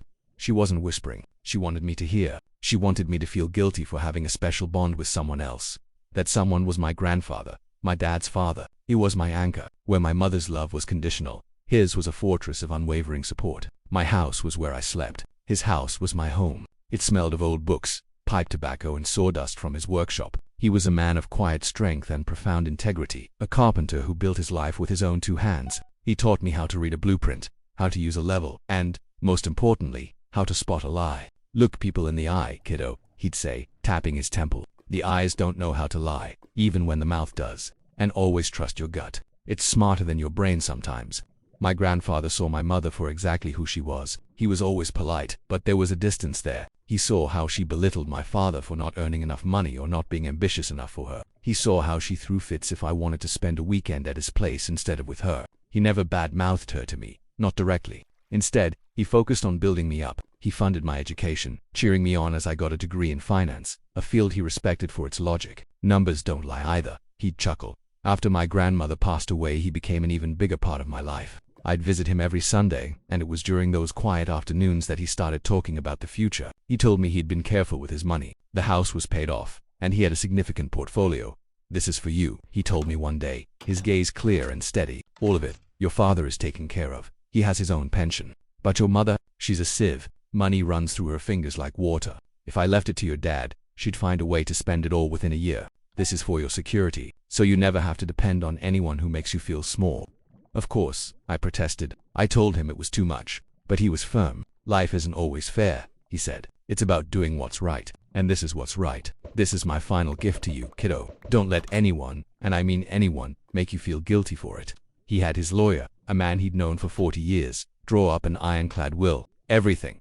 The house, the investments, the savings was left solely to me. My father was only a secondary beneficiary if I passed away before him with no kids. My mother wasn't mentioned at all. My grandfather passed away peacefully 2 years later. The grief was immense, a physical weight in my chest. He was my compass and my greatest champion. In the haze of that loss, I barely noticed the storm gathering on the horizon. My mother's grief seemed performative. There were loud theatrical sobs at the funeral, but behind the scenes her mind was already calculating. The will was read at the lawyer's office a week later. My father and I went, and my mother insisted on coming, which I thought was weird. As the lawyer, Mr. Harrison, read the part about everything going to me, the room turned to ice. I could feel my mother's eyes burning into me. My father, bless him, just squeezed my hand. "He loved you so much," he whispered to my mother. However, just stared at the lawyer, her face a mask of disbelief cracking to reveal pure fury. She stood up, her chair scraping loudly against the floor, and walked out without a word. The door slammed like a declaration of war. That night, the phone call started, and I knew my grandfather's final warning was about to be tested. Section 2, the confrontation. The first call came that night. My mother's voice was deceptively sweet. "Honey, I've been thinking," she began, "about the estate. It's a lot for you to handle. Your father and we've been talking, and we think you should just sign it all over to us. We can manage it for you." I was stunned, not by the request, but by the phrasing. "Manage it for me." I finally said, "Mom, I have a degree in finance. Managing money is what I do for a living. Don't be difficult." She snapped, the sweetness gone. "This is about family. Your grandfather made a mistake. He was old and confused. He would have wanted me to have it. It's my right." "It's not your right," I said, my voice cold. "Grandpa knew exactly what he was doing. The answer is no." I hung up, my hand trembling. But that was just the start. For the next 2 weeks, she made my life a living hell. She called me 10-15 times a day, leaving voicemails that swung from tearful pleading to venomous accusations. She accused me of manipulating a senile old man. She called me selfish, ungrateful, a monster.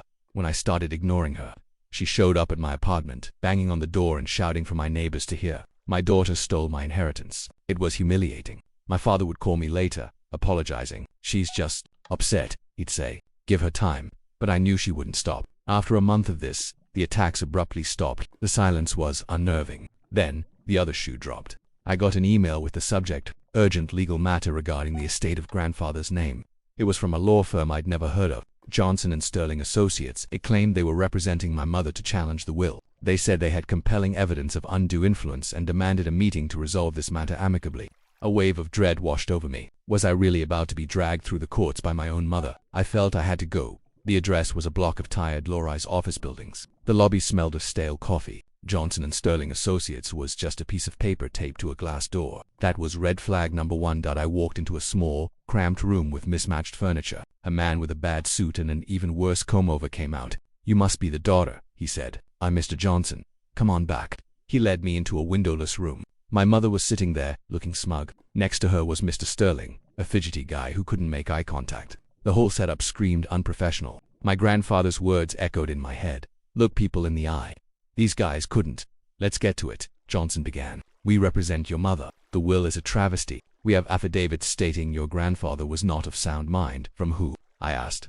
"Privileged information," he waved off. "We are prepared to take this to probate court. It will be public. Your family's dirty laundry will be aired for all to see."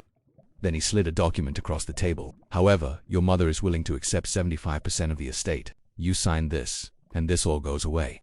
I looked at my mother. She had me cornered, or so she thought. I picked up the document. It was riddled with typos. They spelled my grandfather's name wrong. It looked like a cheap online template. It was a complete and utter sham. That's when it hit me like a ton of bricks. These men weren't lawyers. They were actors. Inheritance scams often involve impersonating lawyers and using fake documents to intimidate victims. Scammers prey on people's fear of the legal system, hoping you'll act on emotion instead of logic. The unprofessional setting, the high-pressure tactics, the sloppy paperwork. It was a checklist of red flags. My mother had hired con artists.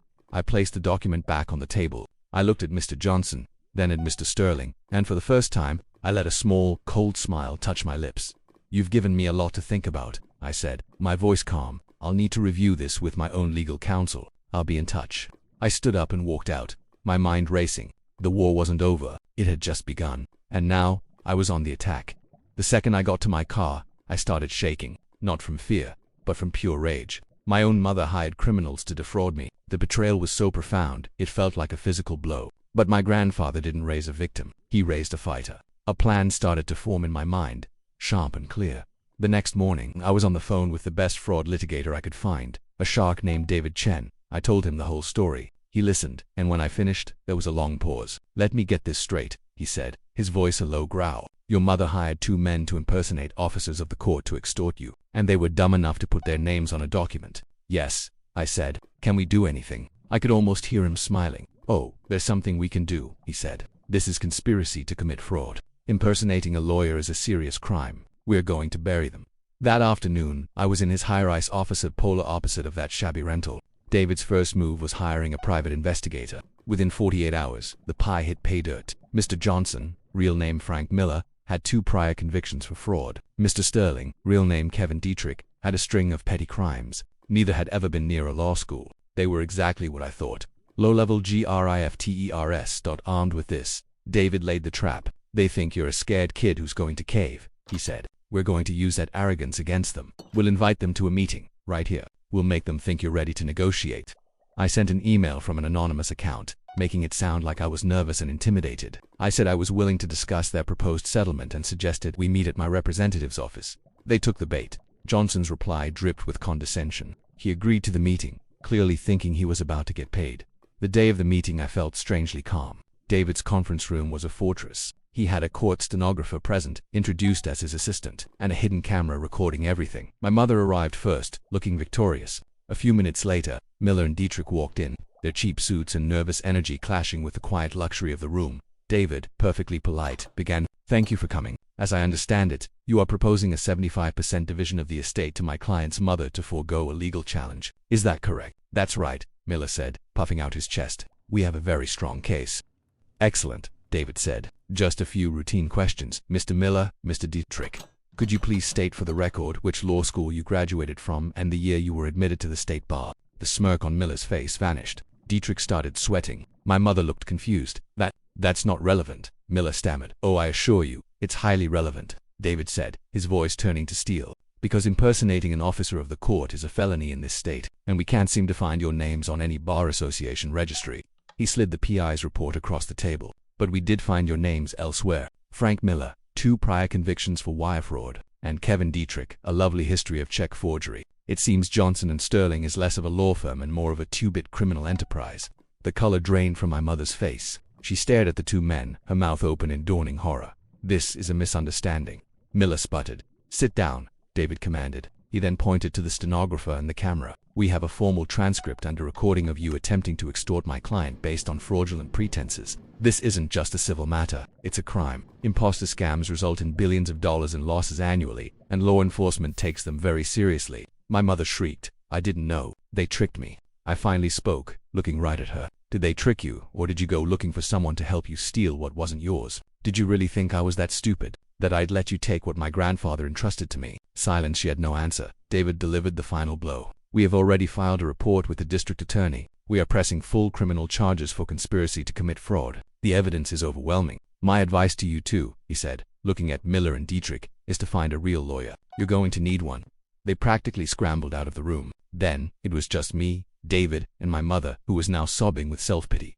How could you do this to me? She wailed. I'm your mother. You stopped being my mother the moment you decided your greed was more important than my grandfather's dying wish, I said, standing up. You made your choice. Now you live with it.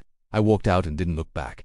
The fallout, when it came, was total. The legal process took time, but in the end, Frank Miller and Kevin Dietrich were arrested. Faced with a mountain of evidence, they both took plea deals. They were convicted of fraud and impersonating lawyers and are now serving prison sentences. Our case even helped authorities unravel other scams.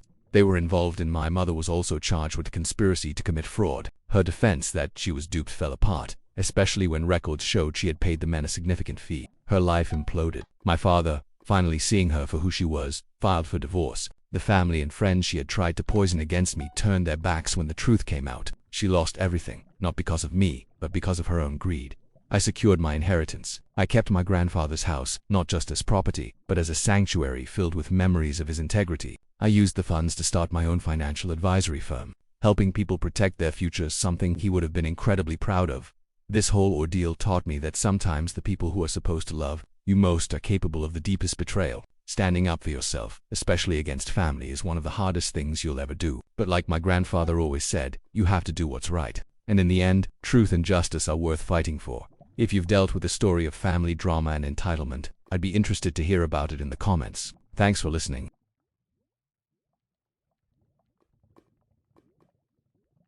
On Christmas morning, my parents handed my 12-year-old daughter a gym membership. The handwritten note attached said, "Time to work on that holiday weight," as her cousin shrieked with joy, ripping the wrapping off tickets to Italy. My daughter was desperately trying not to cry, her little chin trembling. My parents, my sister, my entire family, they all just watched. Some of them smirked. Others wore a mask of pitying satisfaction. They thought they'd humiliated my child and gotten away with it. Just another casual cruelty in a long line of them. They saw me comfort her, quietly pack our things, and probably figured the moment would just fade. But it wasn't over.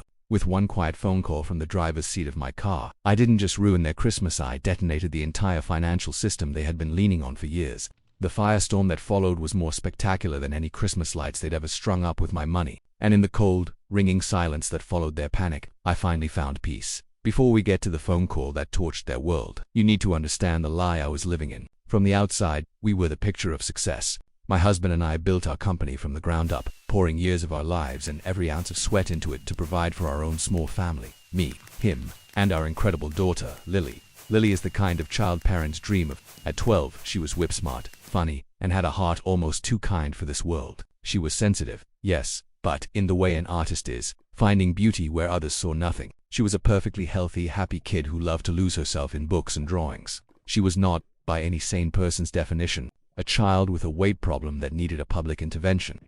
On Christmas morning, but my success had a toxic side effect. It slowly transformed me into the personal bank for my entire extended family. It didn't happen all at once. It started with small leaks. My mom would call, her voice dripping with manufactured worry, about how tight things were. Could I just cover the phone bill this one time? My dad, a man whose entire career was a string of bad investments and almosts, needed a few thousand for a car repair. It was always just easier to say yes than to endure the marathon of guilt that would follow if I said no. Then there was my sister, Karen, her husband, Kevin, and their daughter, Chloe. Karen possessed a rare talent for living just beyond her means. Convinced she was entitled to a lifestyle she refused to earn, Kevin was just along for the ride. When they decided their daughter, Chloe, the same age as Lily, had to attend a private school with a 5-figure tuition, they came to me. They didn't ask, they informed. "We just need you to handle the tuition payments," Karen stated, as if she were asking me to pass the salt. And like a fool, I did it. Over a decade, that little help metastasized into full-blown dependency. I was paying the mortgage on my parents' house, which they would have lost years ago. I was covering the rent on Karen and Kevin's trendy apartment, which they deemed essential for their social standing.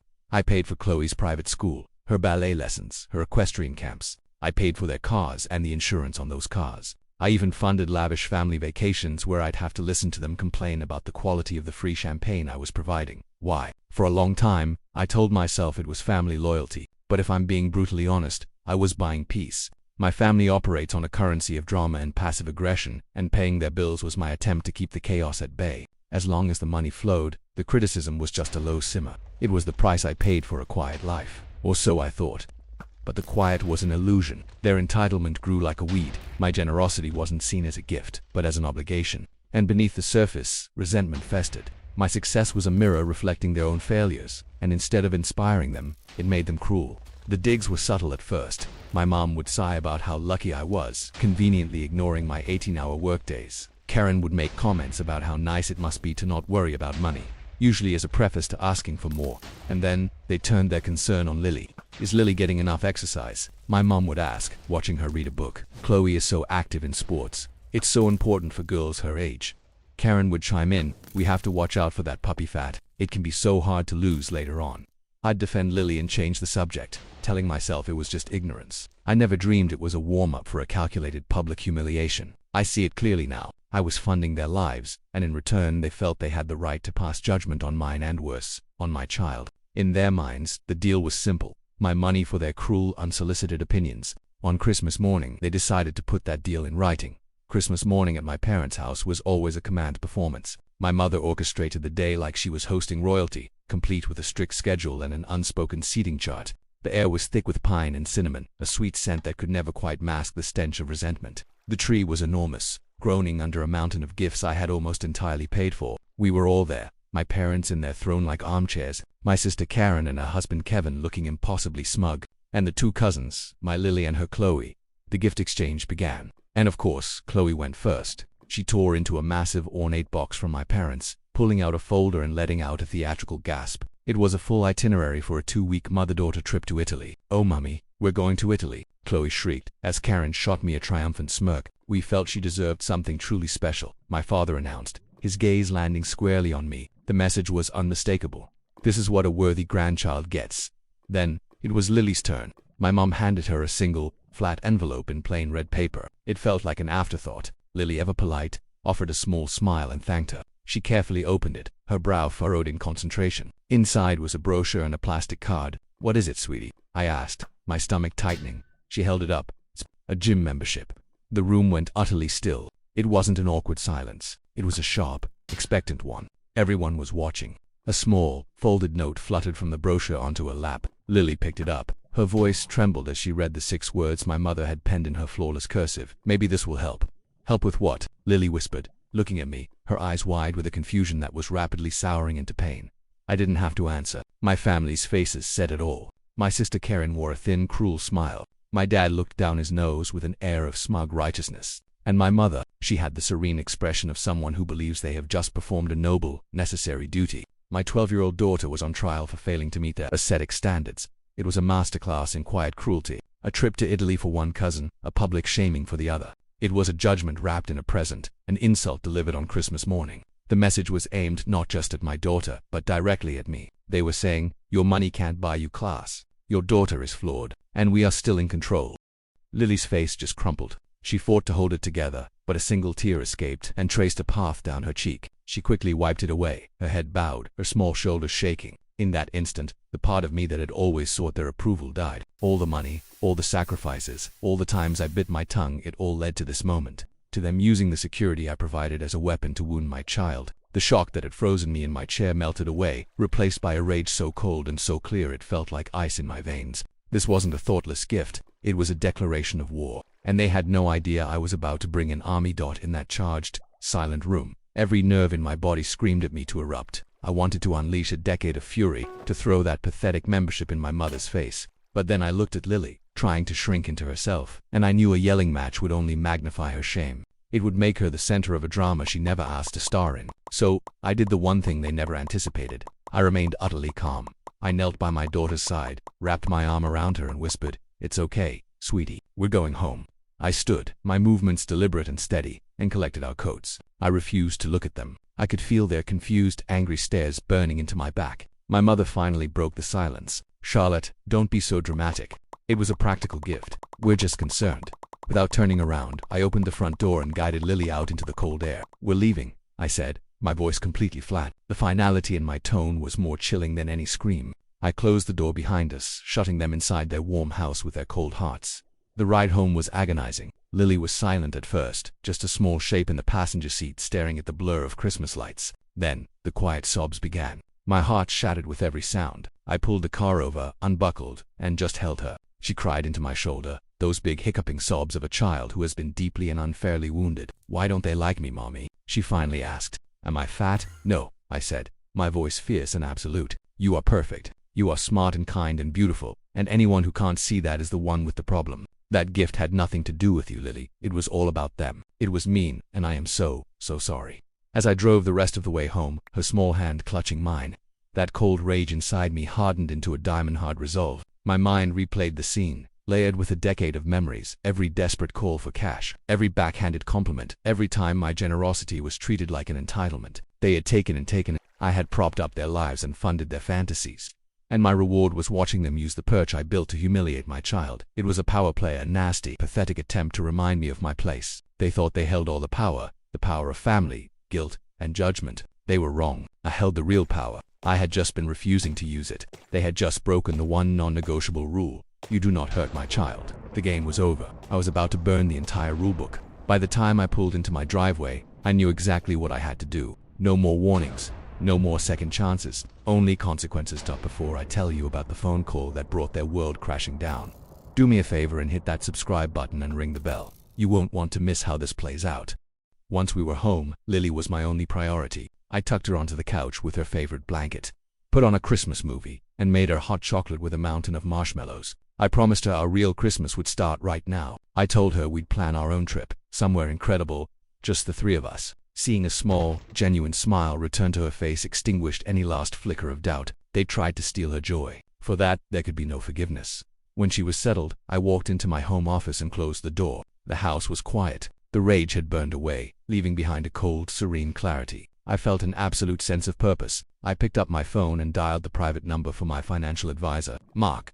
He handled everything, including the complex web of payments that propped up my entire family. He answered on the second ring. "Charlotte, Merry Christmas. Wasn't expecting your call. Is everything all right?" "Merry Christmas, Mark," I said, my voice unnervingly calm. "Everything is about to be. I'm sorry to bother you today, but I need you to make some immediate and permanent changes to my accounts." There was a slight pause. Immediate and permanent. Okay, what's on your mind? I took a deep breath and began to dismantle their lives, one instruction at a time. "First, I need you to immediately cancel the automatic mortgage payment for my parents' property. Block all future payments to that account." "Okay," Mark said slowly, the sound of typing in the background. "Cancelled." "Second, stop the monthly wire transfer to Karen and Kevin for their rent." "Done," he said, his tone growing more cautious. "Third, I want you to halt all tuition payments to the Northwood Preparatory Academy for Chloe. The next one is due in January. Ensure it is not paid." This time the pause was longer. "Charlotte, are you sure about this?" "Mark, I have never been more sure of anything in my life," I said. "And a few more things. Cancel the 2 secondary credit cards on my business account, effective immediately. One is in my mother's name, the other is in my sister's. They'll be declined on their next use," he confirmed. "That's the point," I said. "Finally, call the insurance company first thing tomorrow and remove my parents' and my sister's family from my auto policy. I will no longer be covering their premiums." The typing stopped. Mark let out a low whistle. "Charlotte, this is a complete severance. This is a financial amputation." "That's exactly what it is, Mark," I replied. "Please email me confirmation once everything is processed." Of course, he said. Consider it done. I'll have the confirmations over to you within the hour. I thanked him and hung up. I sat in the profound silence of my office. I didn't feel triumphant or vindictive. I just felt free. It was as if a crushing weight I didn't even realize I was carrying had been lifted from my soul. The war wasn't over, but I had just launched the decisive strike. The firestorm was coming, and for once, I wasn't going to be the one who got burned. The quiet lasted about 3 hours. It was just long enough for us to finish the movie and for me to start cooking a real Christmas dinner for my real family. Then, my phone buzzed. It was my mother. I took a breath and answered on speaker. Charlotte, thank goodness. Something is terribly wrong with your credit card. Her voice was a symphony of panic and indignation. We tried to pay for the Christmas catering, and it was declined. The embarrassment. You need to call the bank immediately. I calmly slid a pan of roasted potatoes into the oven. There's nothing wrong with the card. Mum, what are you talking about? Of course there is. It was declined. The card wasn't declined, I said, hitting every word with precision. The card was cancelled. The silence on the other end was so deep I could almost hear her brain short-circuiting as it tried to process a reality she had never conceived. Cancelled, she finally whispered. But why? I'm making some financial adjustments, I said simply. I'll let you go now. Merry Christmas. I hung up before she could form another word. 20 minutes later, the next call came. It was Karen. She was already screaming. What did you do? I just got an email from Chloe's school with a final notice. Our landlord just called about the rent. You're ruining our lives. You're ruining Chloe's future. I let her shriek, listening to the impotent rage of someone whose free ride had just ended. When she finally paused for breath, I spoke, my tone deceptively gentle. Karen, I said, this morning, you were all so concerned about my daughter's personal well-being. I just figured, with all that focus on personal responsibility, you wouldn't want my money getting in the way of you taking control of your own lives. Since you're all so good at giving advice, I'm sure you'll have no problem managing your own finances. That's not fair. She sputtered. That was a gift. This is our life. You can't just do this. I can, I replied softly. And I did. That trip to Italy you were so proud of. I hope you've been saving. Have a good night, Karen. I disconnected as she started to scream again. The next few hours were a deluge. My dad called, trying to bellow at me to fix this mess. When I calmly said no, he was left sputtering in disbelief. Then came the barrage of texts and voicemails from aunts, uncles, cousins. I was cruel. I was tearing the family apart. I was ungrateful. Every message was a confirmation that I had done the right thing. Not a single person asked about Lily. Not one acknowledged what they had done. Their only concern was that their ATM had been shut down. The consequences landed hard and fast. Karen posted a long, vague rant on social media about family members who use money for control, which backfired spectacularly when mutual friends started asking pointed questions in the comments. The Italy trip was, of course, cancelled. Chloe was unenrolled from her prep school and had to register at the local public high school, which Karen tearfully called a social death sentence. My parents received default notices on their mortgage. The repo man came for my sister's car. The world they had built entirely on my income was collapsing around them in real time, and I simply watched the firestorm burn.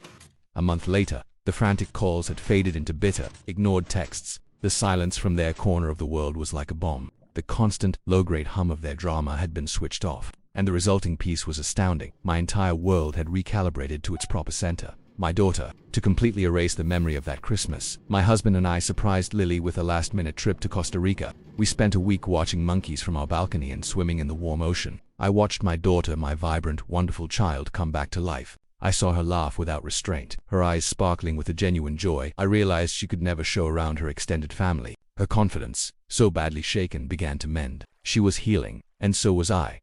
Looking back, I feel no guilt. I feel a sadness for the family I wish I had, but that family was never real. It was a phantom limb, a facade I paid an exorbitant price to maintain. My only regret is that I didn't do this years ago. I spent so long trying to buy their love and respect, but those things were never for sale. The price of admission to my life, and especially to my child's life, is basic human decency. They failed to pay, so their tickets were revoked. The revenge wasn't cutting them off financially. That was just the mechanism. The real revenge was reclaiming my power. It was showing my daughter that her worth is not determined by the cruel opinions of others, and that her mother will always rise up to protect her. This was never about the money. It was about a boundary. I built a wall, not to keep them out, but to protect the peace of the family I chose and created. And from inside that wall, life is finally, beautifully, quiet. This was a tough decision, but one I had to make for my daughter. What would you have done in my situation? Let me know in the comments below. And if you enjoy stories about people finally getting what they deserve, make sure to like, share, and subscribe.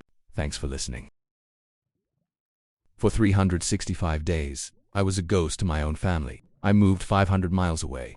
I built an entirely new life from scratch.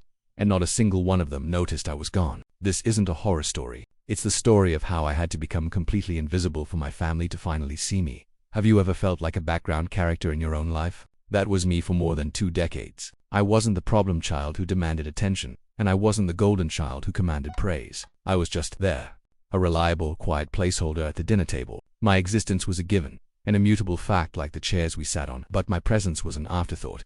This isn't a story about obvious abuse or overt cruelty. There were no throne plates, no vicious insults, no dramatic screaming matches. No, this was something quieter, more insidious, and in some ways, more confusing. It was the slow, creeping death of 1,000 tiny cuts. It's a phenomenon I later learned psychologists call childhood emotional neglect, or saying isn't about what your parents do to you, it's about what they fail to do. It's the empty space where support should have been. It's their failure to notice, to ask, to respond to your emotional needs. It leaves an invisible scar, a quiet whisper that follows you for the rest of your life, telling you over and over again you are unseen, you are unheard, and you are unimportant. My family wasn't malicious. I want to be clear about that. I believe, in their own limited way, they loved me. They provided food, shelter, and clothes, all the tangible things you're supposed to give a child. They weren't monsters. They were just emotionally vacant, completely absorbed in the orbits of their own lives. My older brother Mark was the star of the show, a classic overachiever. His report cards were framed, and his soccer trophies lined the mantelpiece, gleaming under the spotlights. His life was a series of loud, undeniable victories that demanded celebration and attention. My younger sister Chloe was the opposite, the squeaky wheel that always got the grease. She was the perpetually in crisis artist, a beautiful, brilliant mess who needed constant emotional support, financial bailouts, and an endless audience for her dramas.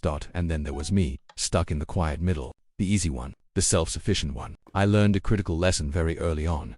My needs were an inconvenience, so I stopped having them. Or, more accurately, I learned to bury them so deep that even I forgot they were there. I became a master of taking up as little space as possible, of fading into the wallpaper until I was just a faint pattern in the background.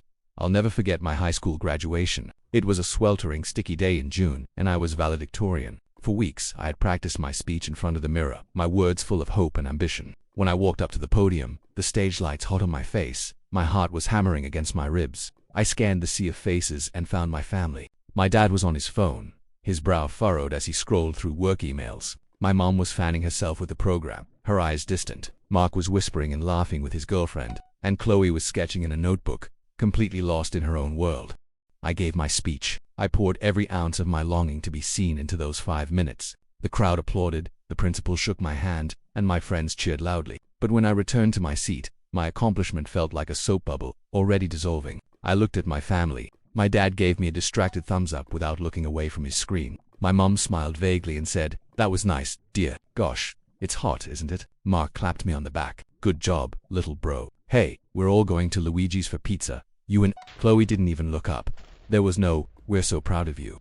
No real recognition of the work, the honor, the moment. It was just another event to be checked off a list before moving on to pizza. That night, sitting alone in my room with the heavy valedictorian medal in my hand, I felt a profound and familiar emptiness. That void, where pride and validation should have been, was my most constant companion. I know now this is a classic sign of saying this persistent feeling of being unfulfilled, because you're taught that your feelings, and by extension your accomplishments, simply don't matter. This pattern repeated itself into my adulthood. When I landed my first big job at a hyper-competitive design firm, I called my mom, my voice buzzing with excitement. "Hey Mom, you're not going to believe this. I got the job." "Oh, that's wonderful, sweetie," she said, her voice already distracted. "Hey listen, I can't talk long. Your sister just had another massive fight with her landlord. It's a whole thing. We'll celebrate later, okay?" Later never came.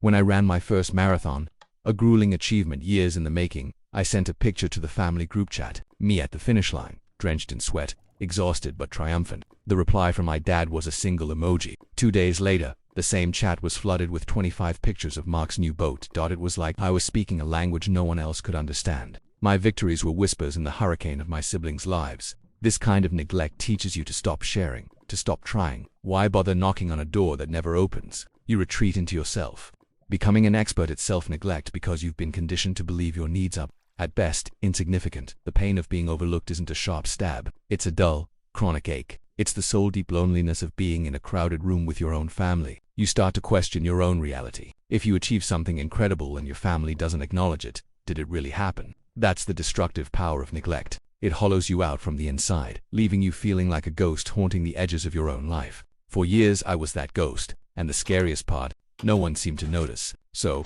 I decided it was time to disappear for real. The decision wasn't a big, dramatic exit with slammed doors and tearful goodbyes. It was a quiet, resolute choice born from years of quiet desperation. A job came up 500 miles away, major promotion, a true leadership role. In the past I would have hesitated, held back by the invisible fraying tether to my family. But this time was different. The collage of their indifference, assembled piece by piece over decades, was finally complete.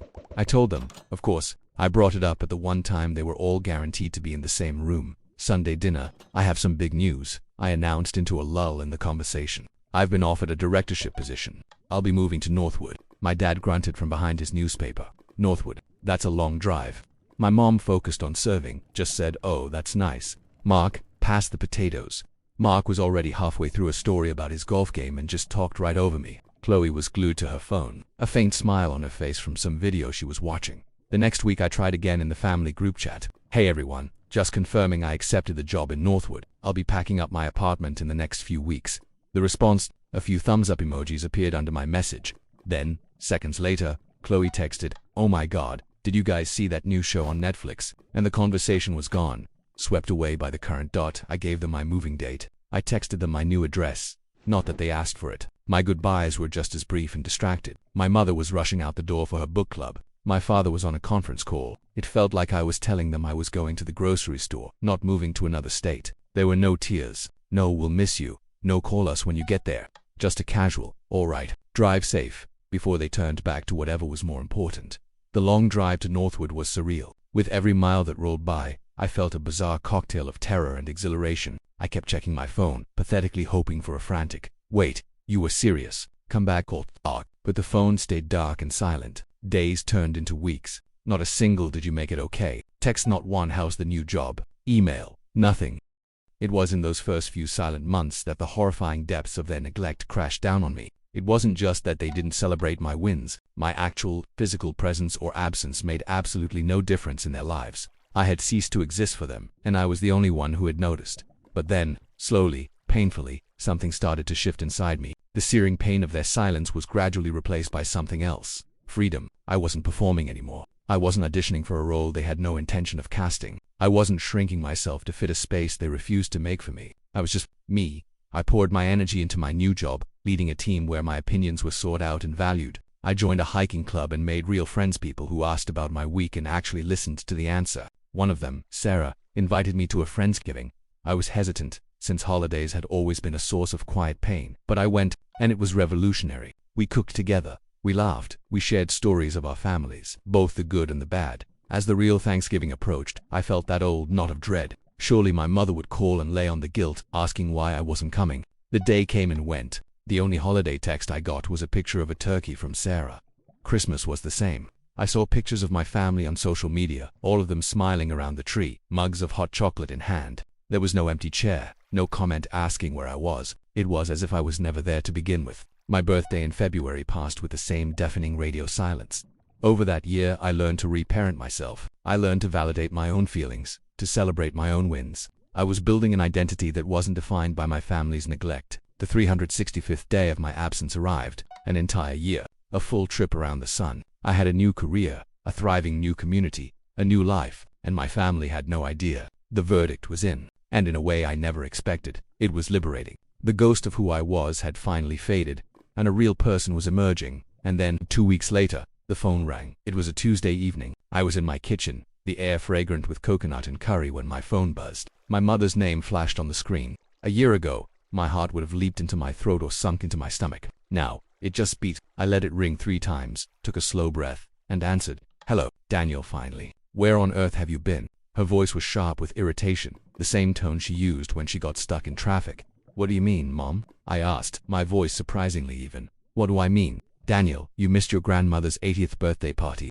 You missed Easter. You weren't here for Thanksgiving or Christmas. What is going on with you? Why are you being so difficult and selfish? The sheer breathtaking absurdity of it all washed over me. It wasn't concern, it was annoyance. I wasn't a missing person. I was a scheduling inconvenience. My absence wasn't a symptom of a problem. It was a problem for her social calendar.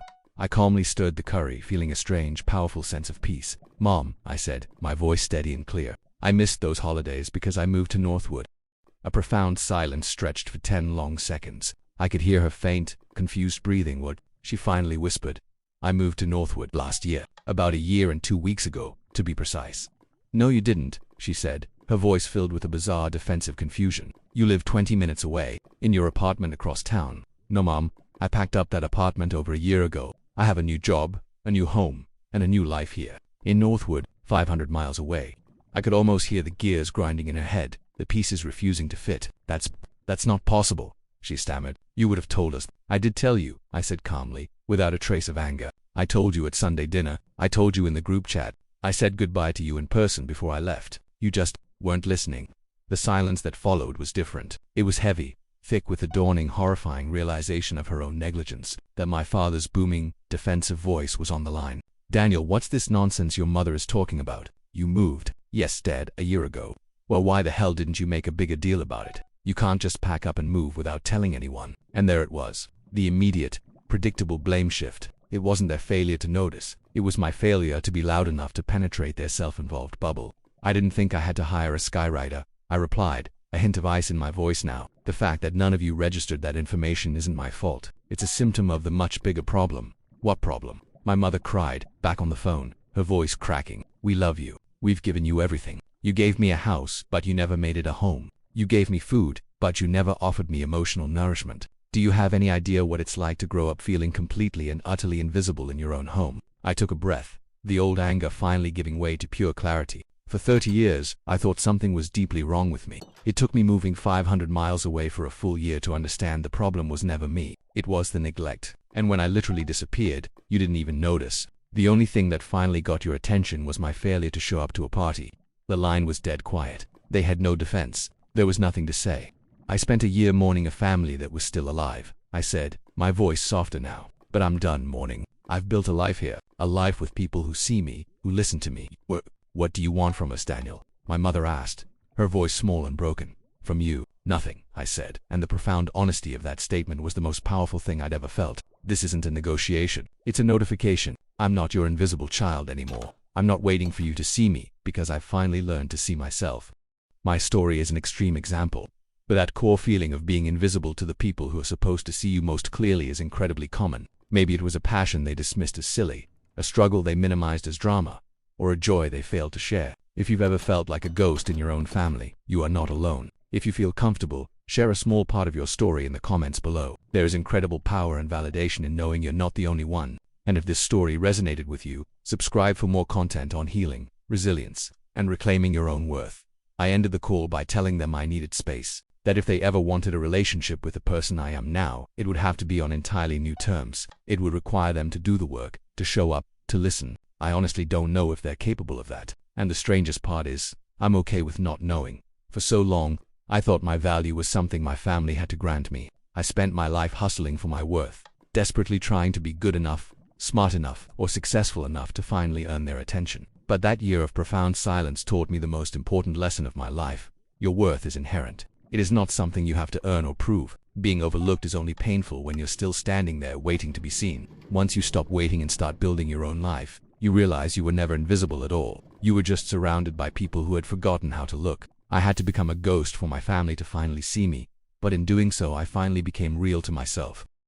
She said, "Dating down really puts life in perspective. Now I know what I don't want." Everyone chuckled as she made this announcement at her best friend's birthday. Leaving $50 on the table, I got up silently and drove home. She apologized by text throughout the night. I blocked numbers for the duration. Hello viewers, a big thank you to all of you who have already signed up. Please click the subscribe button if you haven't already. I am 34 years old and employed as an electrician. Well done, consistent work. Possess my home. Trucks paid off. Not too fancy, however, I feel at ease. I've been dating a 30-year-old woman named Vanessa for roughly 10 months. She works downtown in finance. She generates a good income. Though I believe we balance each other out, they are undoubtedly more polished than I am. As one might anticipate, Vanessa has a typical set of friends. The wholesome young professionals, hip eateries, wine tastings on the weekends. I think I've spent about 6 times with them. Even if they are courteous to me, there's always a sense that I don't quite mesh with them. Lauren, her best friend, turned 29 last Saturday. A large meal at a fancy steakhouse in the heart of the city.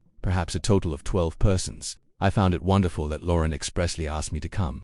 It ought to have raised suspicions. The problem is that I've previously seen few remarks from this group. Someone joked that I was the stereotypical blue-collar guy in a wine bar 3 months ago. Lauren asked me at a dinner party 2 months ago if I had ever thought about moving beyond manual labor in my job. Vanessa's coworker said last month that she was discovering new kinds of individuals, which was refreshing. I decided they simply didn't know many craftsmen, so I disregarded everything. Vanessa would constantly shift the topic and appear embarrassed by their remarks. We arrive at the eatery at approximately 7:00 p.m. Nice location. The wine list is thicker than a phone book, and there are cloth napkins. I'm dressed in jeans and my nice shirt. Everybody else is in business, whether it's informal or more formal. The typical dynamic, but I'm already accustomed to it.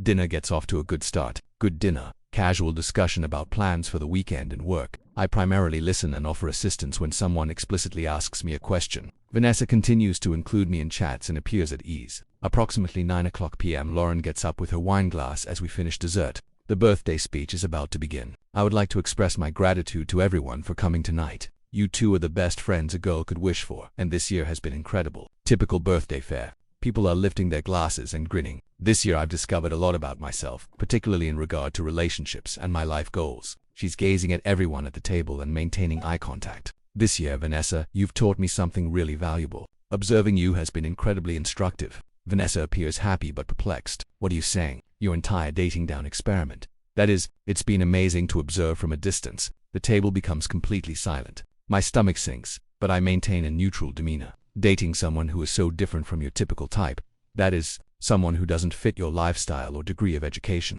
doesn't it truly help put things in perspective? Vanessa's cheeks are flushed. No, I'm not kidding. Lauren, in fact, it's great. You are now fully aware of the qualities you are looking for in a spouse. For the rest of us, the entire experience has served as a warning. It appears that half of the table is uncomfortable. The other person is nodding in agreement. In fact, a man by the name of Brad grins. It's harsh, but most likely accurate. Lauren lifts her glass higher as another woman adds, "It does make you appreciate compatibility more." I'm sitting there processing that I've apparently been a 10-month social experiment. While her friends discuss me like I'm not here, let's embrace learning opportunities and self-awareness. We appreciate you demonstrating what settlement looks like. Very instructive material. Now, everyone is focusing on Vanessa rather than me. Vanessa appears embarrassed, but she is just sitting there, speechless. As her buddies celebrate my embarrassment without offering any defense, calmly, I take out 2 20s and a 10 from my wallet and set them on the table beside my dish. The entree cost about $35. This includes a tip for my meal. I go up and say, "Happy birthday, Lauren. I appreciate the instruction." Without haste, I leave the restaurant. Avoid creating a commotion. Avoid slamming doors. Just go with what dignity I still have. Go to my truck and have a seat for a while. 10 months of my life. I claimed to be someone's sleeping experiment for 10 months while believing I was in a committed relationship. It is astounding how casually nasty it is to declare it as entertainment. Even before I arrive home, my phone begins to buzz. Vanessa is phoning. I say no text, don't go out like this, Mike. One more call. Reject text. Lauren was intoxicated. It wasn't her intention. One more call. I switch off my phone, head home, have a beer, and reflect on the past 10 months. I ignored all those remarks. During those moments, I felt more like a curiosity than a romantic partner. All the times I questioned whether the disdain was real or just in my head. At about 11 p.m. I turned my phone back on. Vanessa missed 19 calls, 26 text messages. "I'm really sorry, Mike.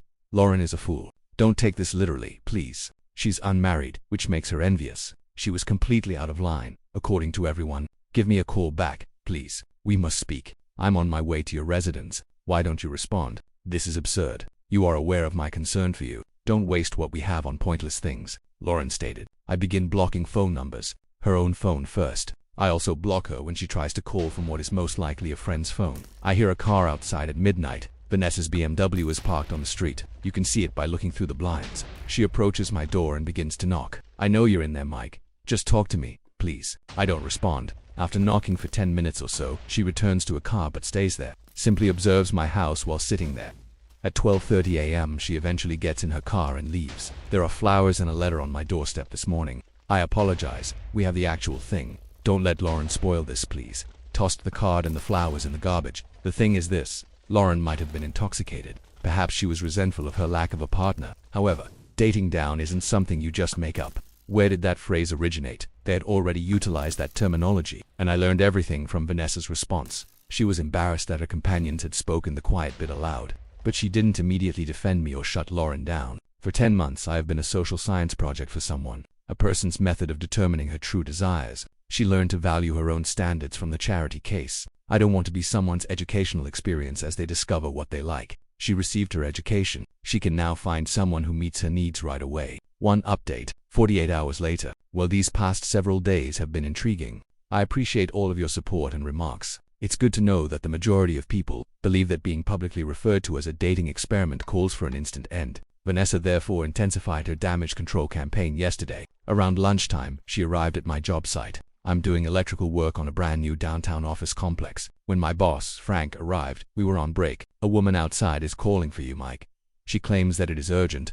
Vanessa is standing at the sidewalk in her work clothes as I turn to face the street. She's obviously waiting for me, but she's wise enough to avoid the construction area. I'm busy. Tell her, I'll wait until your break is over, she offers. She will then have to wait for a long time. However, it isn't professional to let my crew see my personal issues. I approach the fence that divides the sidewalk from the location. You can't be here, Vanessa. Please, Mike. 5 minutes. Nothing needs to be discussed. Indeed, there is. When did I tell Lauren that what she had said was totally incorrect, since you remained silent during the restaurant? I was stunned. I was shocked to hear her say something so awful. Awful yet true. That seems to be untrue. You are aware of my feelings for you, Mike. I am aware of your friend's feelings toward me and that you failed to correct them. My staff is attempting to avoid staring. However, this is becoming awkward. Which is to have coffee with me after work so we can have a thorough conversation. No, then this weekend or tomorrow for dinner, anything. I no longer want to be your social experiment, Vanessa. Lauren felt really secure with the dating down thing, so that's not exactly what this was.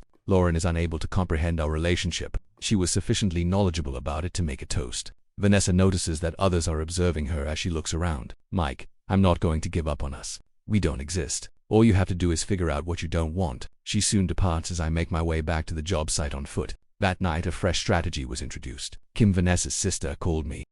We had met at family get-togethers a few times. Always appeared to make sense. I heard what transpired at Lauren's birthday, Mike. Word gets around quickly. What Lauren said was relayed to me by Vanessa. That was totally inappropriate, and I wanted you to know that. Thank you, Kim. She had been crying for the past 2 days. She's never looked so upset to me. I'm sorry she's angry, but I can't help her with this. I know my sister, Mike. She truly is concerned about you. She sat there in silence as your sister's friend called me a dating experiment. She was most likely shocked. It's likely that she felt ashamed because someone had expressed her thoughts. A long silence.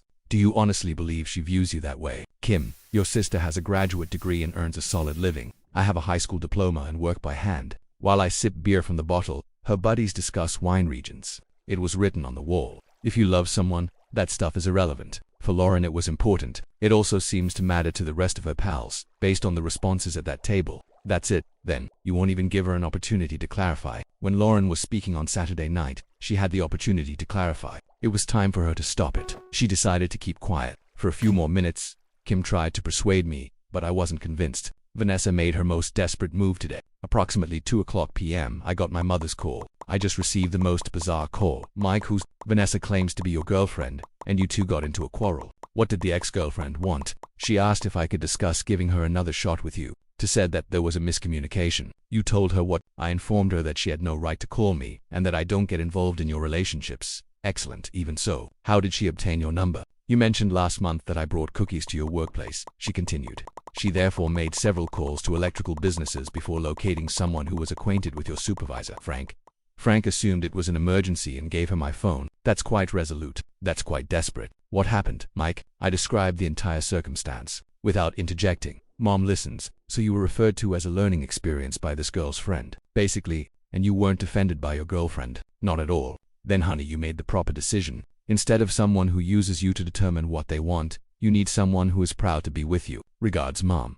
However, I must admit that her calling me indicates that she is in a serious panic. It must be a realization for that girl. I received an SMS from Vanessa's phone this evening. This is Lauren on the 5th's phone. Mike, I really apologize to you. I almost remove it, but I wonder what justification she has. I apologize for what I said on Saturday. It was totally incorrect. I was intoxicated and venting my relationship annoyances on you. It isn't acceptable because of it. I am aware.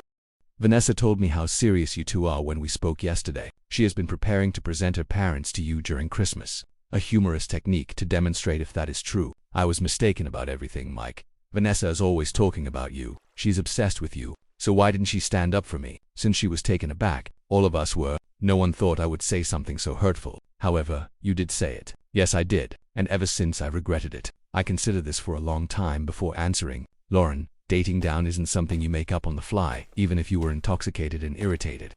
That's a term you've heard. You're correct. It was used by my ex-boyfriend in reference to his past relationship. I was extrapolating my circumstances onto yours. Therefore, this had nothing to do with her true feelings. Vanessa has never made any disparaging remarks about you, Mike. So why do her pals make me feel like a zoo animal? Because we're snobs and aren't accustomed to real people. However, that is our issue, not yours. It was a lengthy chat, but it made me think. Perhaps I misinterpreted the circumstances. Perhaps Lauren was simply being resentful and inebriated. Then I recalled the expression on Vanessa's face at the eatery. The quiet when she ought to have raised her voice. I'm still unsure of my beliefs. The last update. After a week, it's time to end this chapter. I've had time to reflect on everything that transpired since Lauren's birthday speech, which was a week ago. I thought about whether I had overreacted for a few days after Lauren texted me to apologize. Perhaps she was simply inebriated and resentful. Perhaps Vanessa was indeed going to show me her folks. Perhaps I made assumptions too quickly. Then I began to recall more details. Vanessa said she wanted to go to Napa Valley for a weekend 2 weeks ago. She gave me this look and said, "Well, I could probably cover it if you can't afford your share." At the time I felt she was being kind when I mentioned that the wine tour seemed pricey. I now see that she had already made plans to get around my financial constraints. Her supervisor made a patronizing remark about blue-collar workers at the office Christmas party last month. Vanessa shifted the topic as if she were embarrassed, but she didn't defend me. She said 3 weeks ago that in order to increase my chances, I might want to look into some continuing education choices. She said, "Of course, but don't you want to grow?" When I mentioned that I enjoyed my job. The incidents weren't isolated. I wanted the relationship to work, therefore I had been ignoring the pattern they were a part of. I made up my mind on Wednesday. From work, I gave Vanessa a call. "Oh my God, Mike, thank you so much for calling. I've considered all of this, Vanessa, and this is my final response. We're finished." "Please don't say that, Mike. I cherish you. You don't love me enough to stand up for me when it counts, even though you adore the thought of dating someone else. It's unfair." I was stunned. Being with someone who views me as an equal rather than a project is fair. You are on par with me. You didn't dispute with your friend's assessment of dating down. That reveals to me your true perspective on this. If necessary, I will cut Lauren out of my life. Lauren is not the issue. It has to do with your agreement with her assessment. I never agreed with anything. It was sufficient that you remained silent. She persisted in arguing, but I was done. She made one final attempt on Thursday, arrived at my residence at approximately 7:00 p.m. with a speech that appeared to have been prepared. I didn't invite her inside, but I did answer the door. "This has been on my mind all week, Mike. I should have protected you right away. You're right. I should not have remained silent. All right, I want to correct this. I've already informed my pals that I won't be around people who treat you disrespectfully. Well done. I want to show that this connection and you are important to me. How? This weekend I'll introduce you to my folks however you like. Together, we can move in. Whatever demonstrates my seriousness." I tried to determine whether this woman I had been dating for 10 months was sincere or simply experiencing terror. "Can I ask you an honest question, Vanessa? Anything? Did you ever consider our relationship to be dating down to Lauren's speech?" She paused for a brief moment, but I saw it. "No, that never occurred to me, Mike, not even in the beginning." "That's not a yes-no question. Have you ever felt that the person you were dating was beneath you?" One more pause. "Because we are so different, I may have initially questioned if we could be together in the long run, but that has now changed." "When did it change?" "Months in the past. I fell in love with you, Mike. However, at first you did believe you were dating down. I believed that we were from different planets. The two are not the same. It's the exact same thing. You hoped things would work out even though you thought I was beneath you. It wasn't like that. It was just like that. Lauren just expressed your thoughts aloud. Find someone who shares your history right away, Mike. Someone who keeps you from questioning whether you're settling." I shut the door. That was the end of the matter. For days have passed since then. No more unexpected visits, texts, or phone calls. Either she has already moved on to someone better, or she has finally come to terms with reality. I went to lunch yesterday with my plumbing buddy Tom and told him the entire tale. I could have predicted this from a mile away. "Man, Mike, what do you mean? You were never treated as equals by that girl. She regarded you as intriguing but not as a member of the group. Did you observe that? All of us did. Although she was pleasant enough, she constantly gave off the impression that she was volunteering. What I knew deep within was validated by that. I'm doing all okay. Actually, more than fine. I will no longer doubt myself in front of her friends. I'm done feeling like I have to earn her time. I will no longer date someone who treated me like a test subject." The retaliation was simple. It was simply leaving with my dignity unharmed and refusing to be someone's teaching moment. The finest thing that could have happened was Lauren's remarks. It made it clear to me how Vanessa and her friends truly perceived me. and it allowed me to terminate things before further time was wasted. Vanessa received education on what she doesn't want. It turns out that she is not looking for someone who is self-respecting enough to leave when they are being treated disrespectfully. I'll look for someone who views dating me as a step up the next time, not